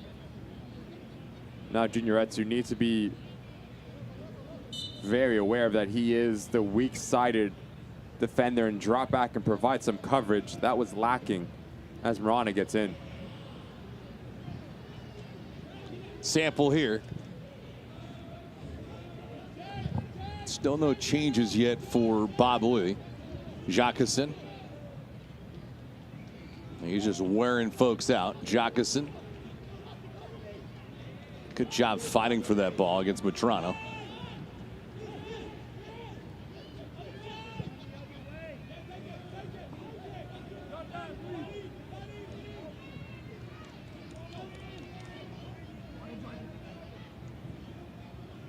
Everything just looking comfortable for Pittsburgh. Etu. I just lost the handle on it. Nice job by Marana holding his ground. Gavilinas.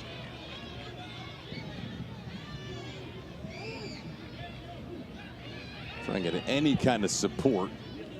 Pushes this ball out wide to the left. Desart. Desart looking for it. Shot's going to be blocked on the way through. Joseph. He's been on it a little bit here in the second half. Miami FC has shown some muscle when they start on one side of the field and end on the other. Quickly changing the point of attack and unbalancing the Riverhounds back line. Blacksock and Junior Etu, time after time, both are getting caught high up the field, so there is some green grass to operate in. Joseph, Marana. Gavilinas here on the corner kick. Ball headed away at the moment. The drive goes slicing wide to the left by a good 10 feet.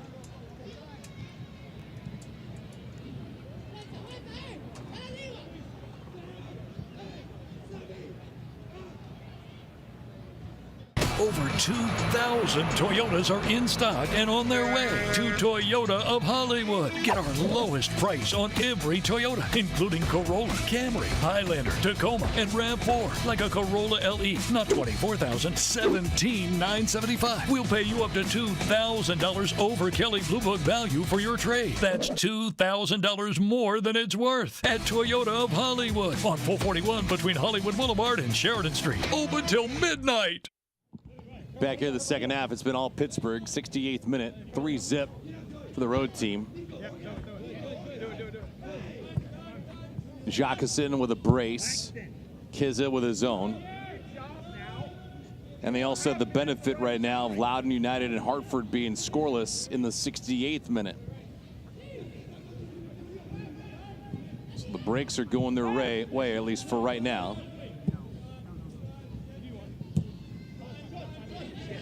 I'm sure they want to get a little greedy to see Indy 11 fall to Lou City, but that match is tied at 1-1.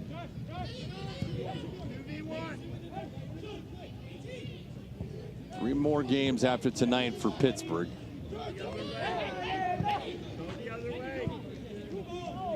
And their fate has yet to be sealed. For Miami, it has been settled for quite a while.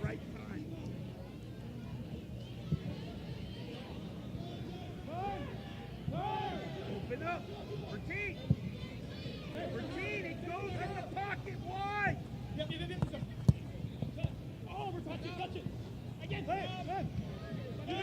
Lace through. Jacqueson has Sample, found him. Sample takes the shot. Oh, great stop by Gagliardi. He got one back. And a huge stop against Sample. Full extension with the right hand. So Gagliardi doing what he could in that moment.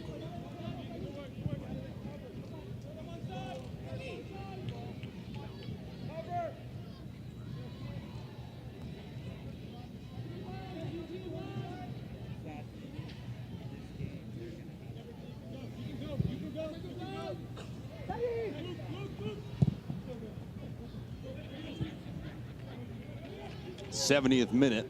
Gonna be some changes for both sides in our next stoppage.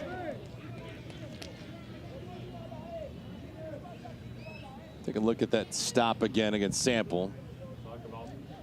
Talk about the movement from the attacking player. Edward Kizza starts on this near far post and quickly slashes across this near post. So what that does, that pulls out Knutson and opens up space for Bradley Sample. Good recognition from Jacqueson to find the free man. And again, it's a fantastic save from Gagliardi. And notice how he parries it away from traffic to not give a secondary opportunity for the Riverhounds.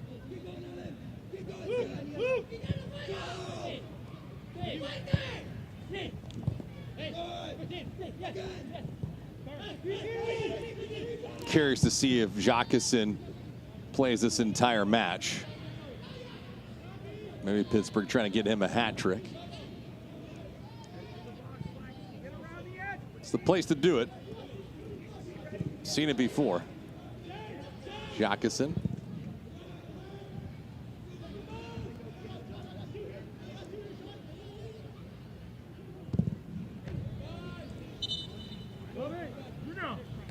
Here come the changes. Walty will come in. Looks like Walty will come in for Robbie Mertz.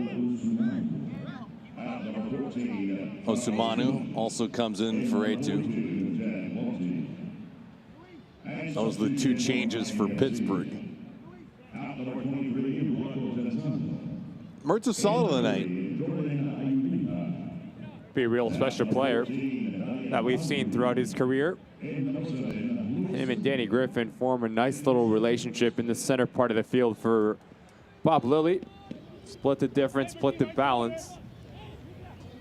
Maxon Waltzy has been a nice little surprise as well in this 2024 season. And Bradley Sample slotted very comfortably in that central location, and Osumanu will pop onto that back line.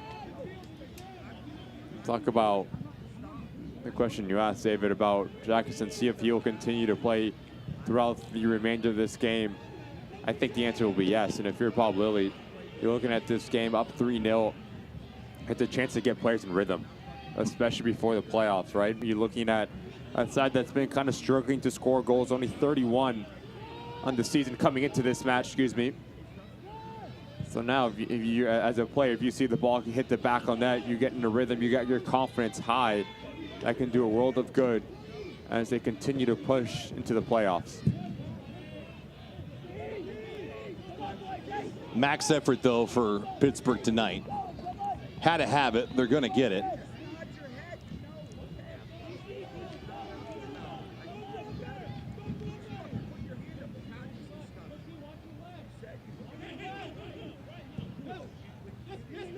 And so when Pittsburgh gets this victory tonight, you'll look and see what they've done in their last 13.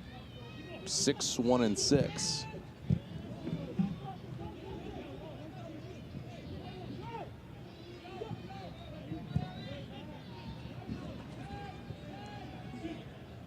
Well, they've been in playoff mode for a while.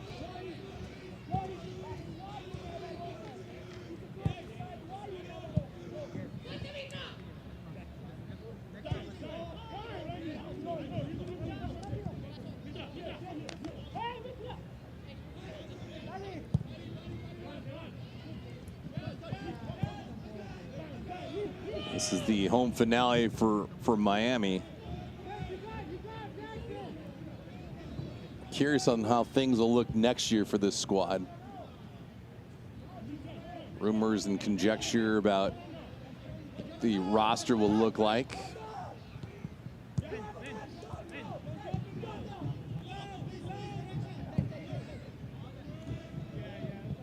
I think the other element too is for Antonio Chirino coming in his first year as the head coach. Frankly, I don't know what the expectations were, but when you don't have your guys per se, it makes the job pretty hard. Especially because you're talking about a lot of guys that were pretty much graduated from League One. You don't know if they're actually going to stay here at the USL Championship level either. If you are not only Antonio Chirino, but the front office of Miami FC, it's a hard look into the mirror and say, what is our club's identity? What kind of club do we want to be? Do we want to challenge for trophies? Do we want to be a little bit more of a selling club and bring it in more youthful side and hopes to sell them into other leagues around the world? A lot of questions asked of this Miami FC side ahead of the watch out. Sample and Jacqueson looking for the hat trick, and why don't you just throw it there on the pitch? There's the hat trick for Jacqueson, tailor-made for him in the 75th minute. This thing is a laugher, 4-0 Pittsburgh.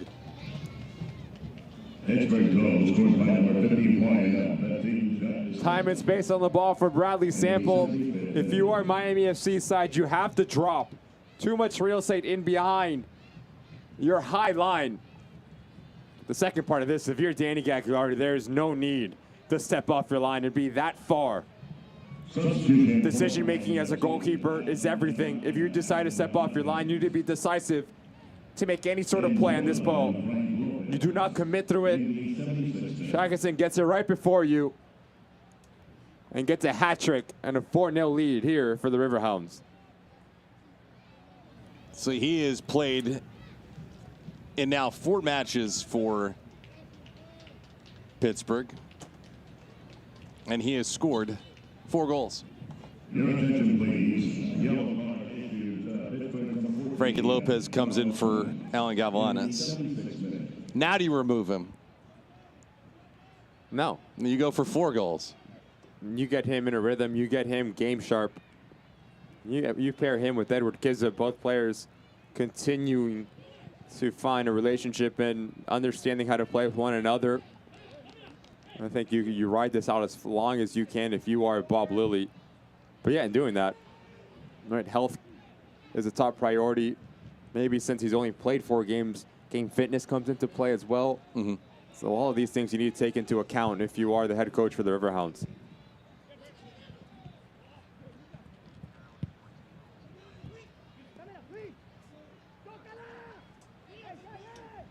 Well, at this moment, though, if you are Jacqueson, The Miami net probably looks like the ocean at this point.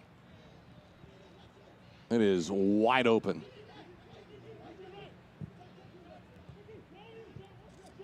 Match was scoreless until the 42nd minute. And the wheels fell off. And 3 goals here in the second half. Jacqueline with a couple of them. We've seen you in the match. And Kizza, the one sandwiched in between.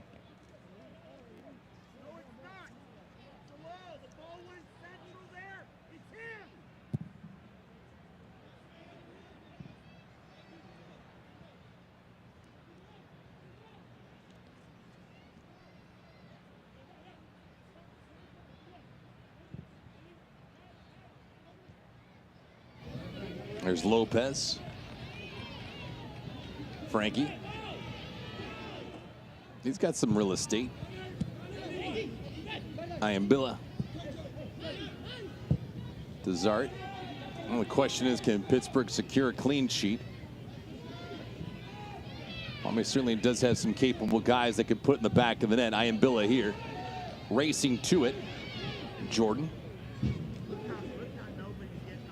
Looking for a gap, pulls it. Barata got the first stop. Lopez's shot was blocked. Oh, they've hit a bar once. This is going to drive Bob a little crazy. Moving on forward, the first take a touch horizontally across the 18-yard box and also recycled no one. And a yellow jersey steps up to close down the space. Talk about a recovery run from Osimano to keep the clean sheet intact. Fantastic defending from the center back.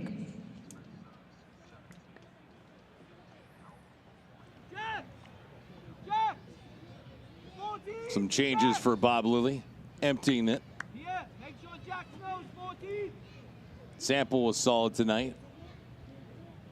He will depart. Pierre Caillet coming into the contest.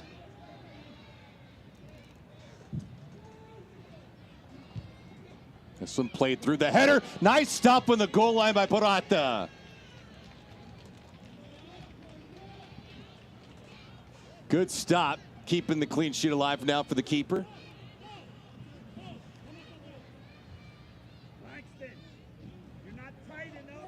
You pick out a corner, you're Knutson. You get the opening goal for Miami FC. No one challenges. Just notice his run up to generate power. Just unable to pick out a corner. It's an easy save for Perota.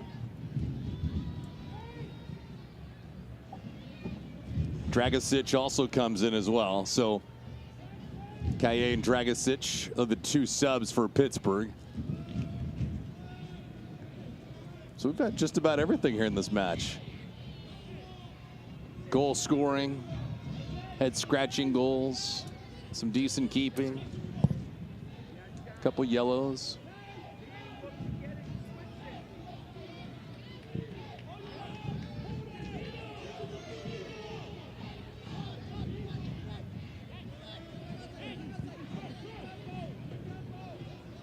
'81st minute.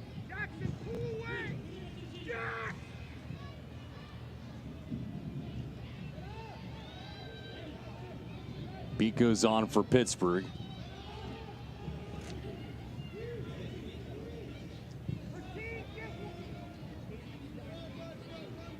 Also have a man of the match, the conclusion of this one. Voted on by Ricky Lopez Espin, of course. It's all you, Ricky. No pressure, right? No pressure. Home finale. You got it.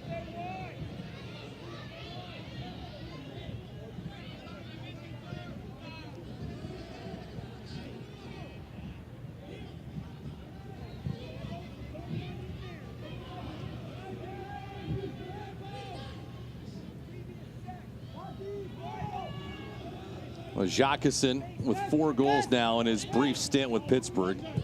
Kizza has 9. He scored in the 59th or 58th minute, excuse me.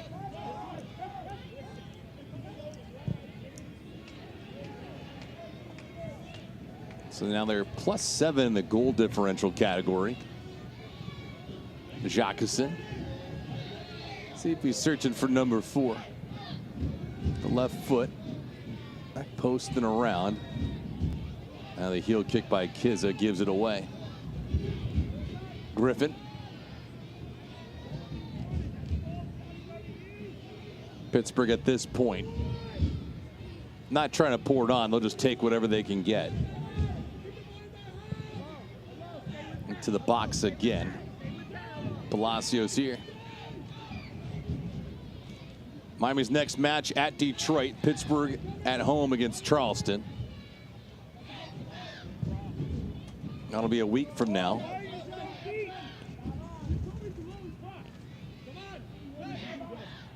Taking a look, too, at the out-of-town scoreboard for the time being. Indy has scored back-to-back goals. They now lead Lou City 3-1. I checked that and just took one off the board, so it's 2-1. I beg your pardon. Rhode Island 1-0 over Tampa, and Loudoun United 1-0 over Hartford. That's in the second half.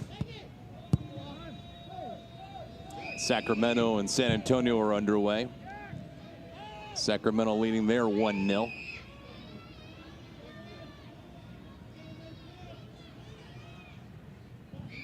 Dragicic. 84th minute. Barrage started in the 42nd and did not let up here in the second half.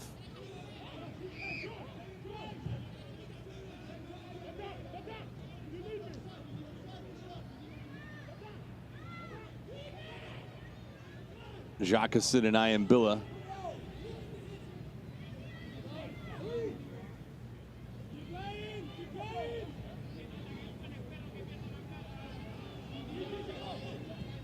Curious to see how Pittsburgh does shake it out if they can get into the playoffs, or they stack amongst the top 8 if they get there. That's because everything is wiped out when it comes to records. And Jacqueson will certainly have an impact as a new featured weapon for Bob Lilly.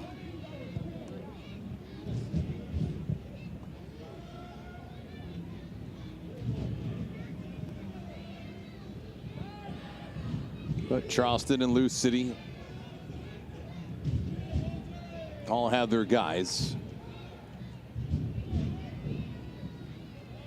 All the teams in the Eastern Conference are stacked. It does feel like Sacramento's the team to beat out west. Question is if they get any kind of resistance. San Antonio has not been there this year. They will not be there in the end. But Las Vegas, a remarkable turnaround, and Des Sanchez's guys have a lot to say out west.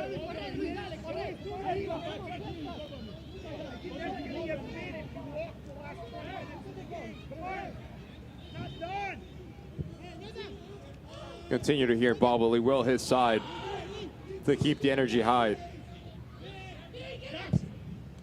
And that we've seen for him throughout his USL career. Pressing all the right buttons to get a reaction and never be complacent for any single player on the field in terms of their result, but also with their positioning. He's shown he has no problem at pulling any player off the field.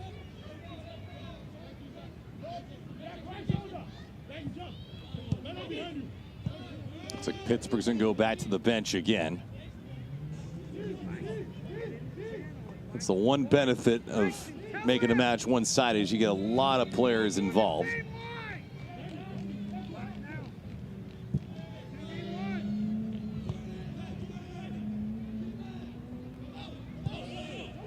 Clinical match for the road team. I don't think they were given any kind of breaks. It just felt like they took what was available.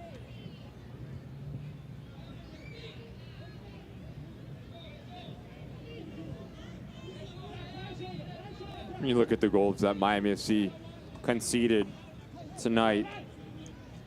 First, it starts with the ceiling defending of Santana to pick up a yellow card. He should have been sent off. So now as Etu runs at him, you cannot get too tight. It's a nice little ball. Yeah, Lopez 1-on-2.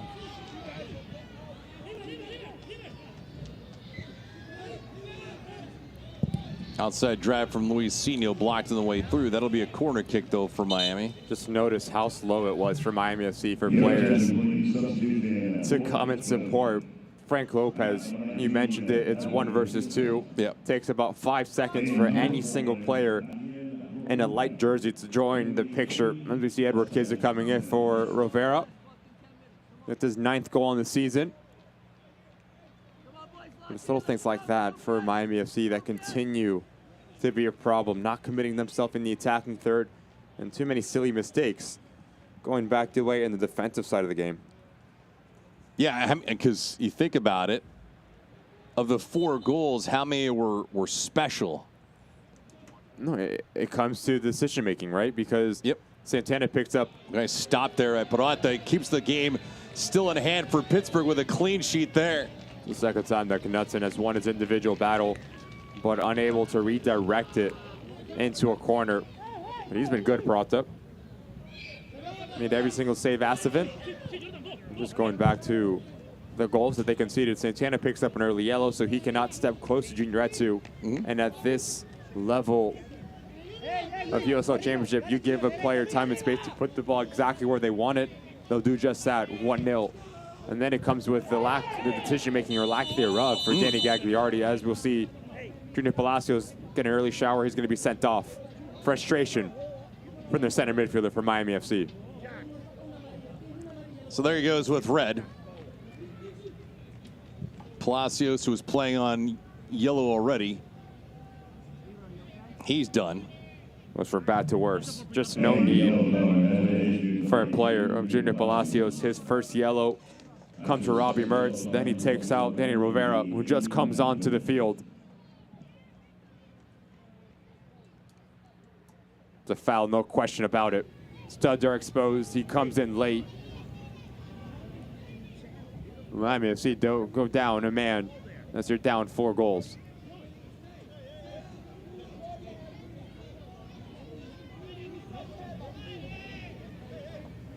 Yeah, I think if you maybe had to pinpoint a goal, might be Kiza's. That's probably the... But even look at it. It starts with Joey Desire. Junior Palacios trying to play out of the back. No one reacts.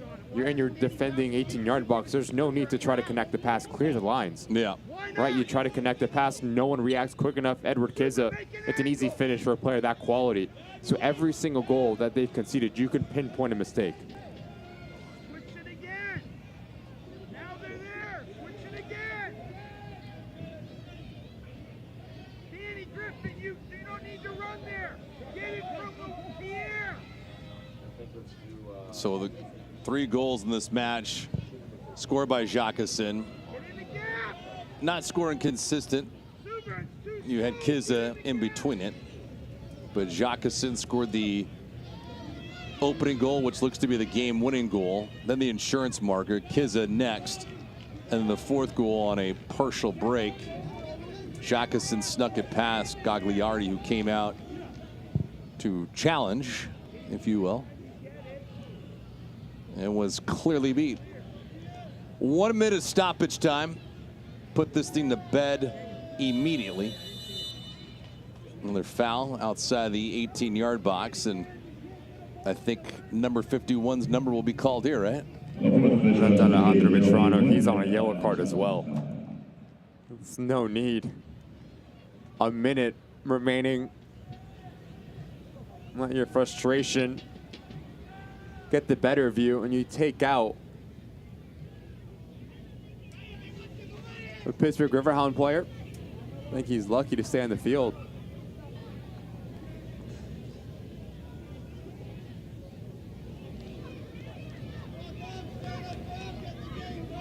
See if Jacqueson could score his 4th.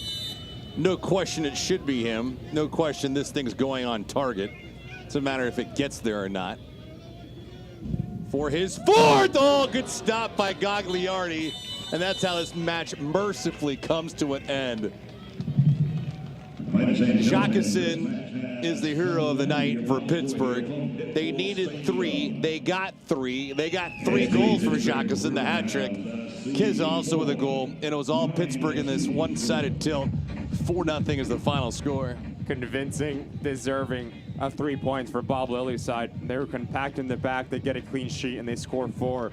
It's going to do a world of good for Jacqueson to get his confidence sky high, and a much-needed 3 points for Bob Lilly and the Pittsburgh Riverhounds. Yeah, 13 clean sheets in the year now for Pittsburgh. Take a look at our man of the match. And for Miami FC, not a lot to chew on, but they get it done. At least guys coming out the sideline to have at least some kind of energy and semblance of life, given the fact that they were down in a hole early on, could not recover.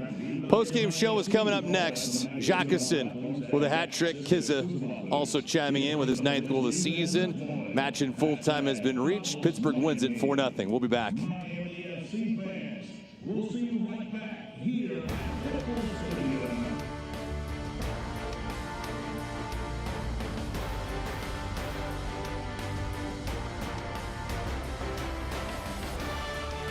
I'm attorney Julian Rudolph. I founded JR Law in 2017, and since then, I've recovered millions of dollars for my injured clients.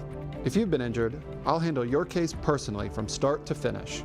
Call me today at 877-GET-JR-LAW.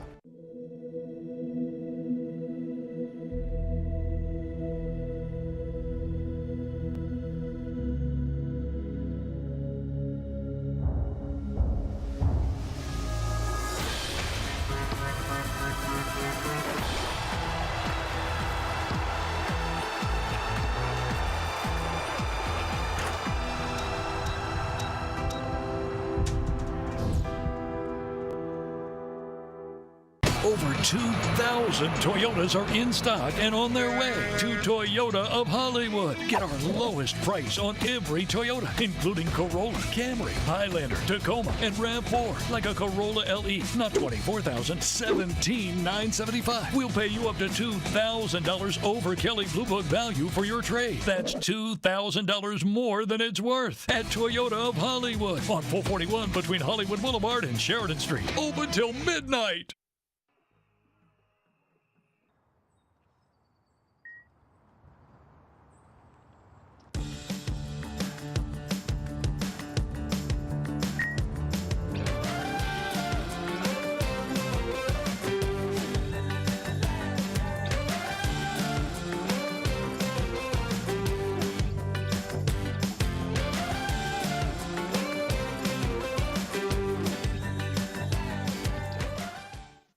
I'm attorney Julian Rudolph. I founded JR Law in 2017, and since then, I've recovered millions of dollars for my injured clients. If you've been injured, I'll handle your case personally from start to finish. Call me today at 877-GET-JR-LAW. This match tonight was brought to you by Micromobility.com. Toyota of Hollywood, we speak your language. Hablamos tu idioma. Audi is your South Audi Florida dealers today. And Baptist Health, your orthopedic care specialists. Take a look at Pitbull Stadium. Thing is pretty much cleared out. Bob Lilly and his troops happy and encouraged to get the W here tonight, winning 4-0. G. Marana doing a little autograph signing right now before he exits off the pitch. Rick, you got some time now to go to the full-time highlights in this thing. Why don't you do the honors for us, please? Thank you, sir. It's all one-way traffic for the visiting side and Bob Lilly. It starts with deep into this first half. Good change of attack from Danny Griffin. And as Santana's on a yellow card, he cannot get too tight. Junior Etu understands that pushy issue, but the placement of this ball is fantastic. But if you're Danny Gagliardi coming off your line, you need to make a play on this ball. You cannot let it come across your 6-yard box. Knutson, Palacios, Cardona all get caught ball watching. Jacqueson gets the opening goal for the Riverhounds. And then this is just trying to put his foot around it, hits it, but it ends up in the back of the net. But you have to question Danny Gagliardi's positioning yet again. You cannot get beat from that angle about a yard or two off of your line. He gets his brace early in the second half, but can he get the hat trick? That was always going to be interesting for Jacqueson. But this time you play supplier. Palacios tries to play out of the back when there's no need to. No one reacts quick enough. Edward Kiza, the leading goal scorer for this Riverhound side, look how quickly he reacts, and all Miami FC players get caught. Ball watching, no one steps up. 3-0 for the Riverhounds, but can he get his hat trick yet again? Danny Gagliardi, the same question is asked about his decision-making, his position. He's not even in the frame of the goal. Jackson says, thank you very much. I'll take the hat trick, and I will give Pittsburgh Riverhounds a nice little 4-0 win here on the road, much needed.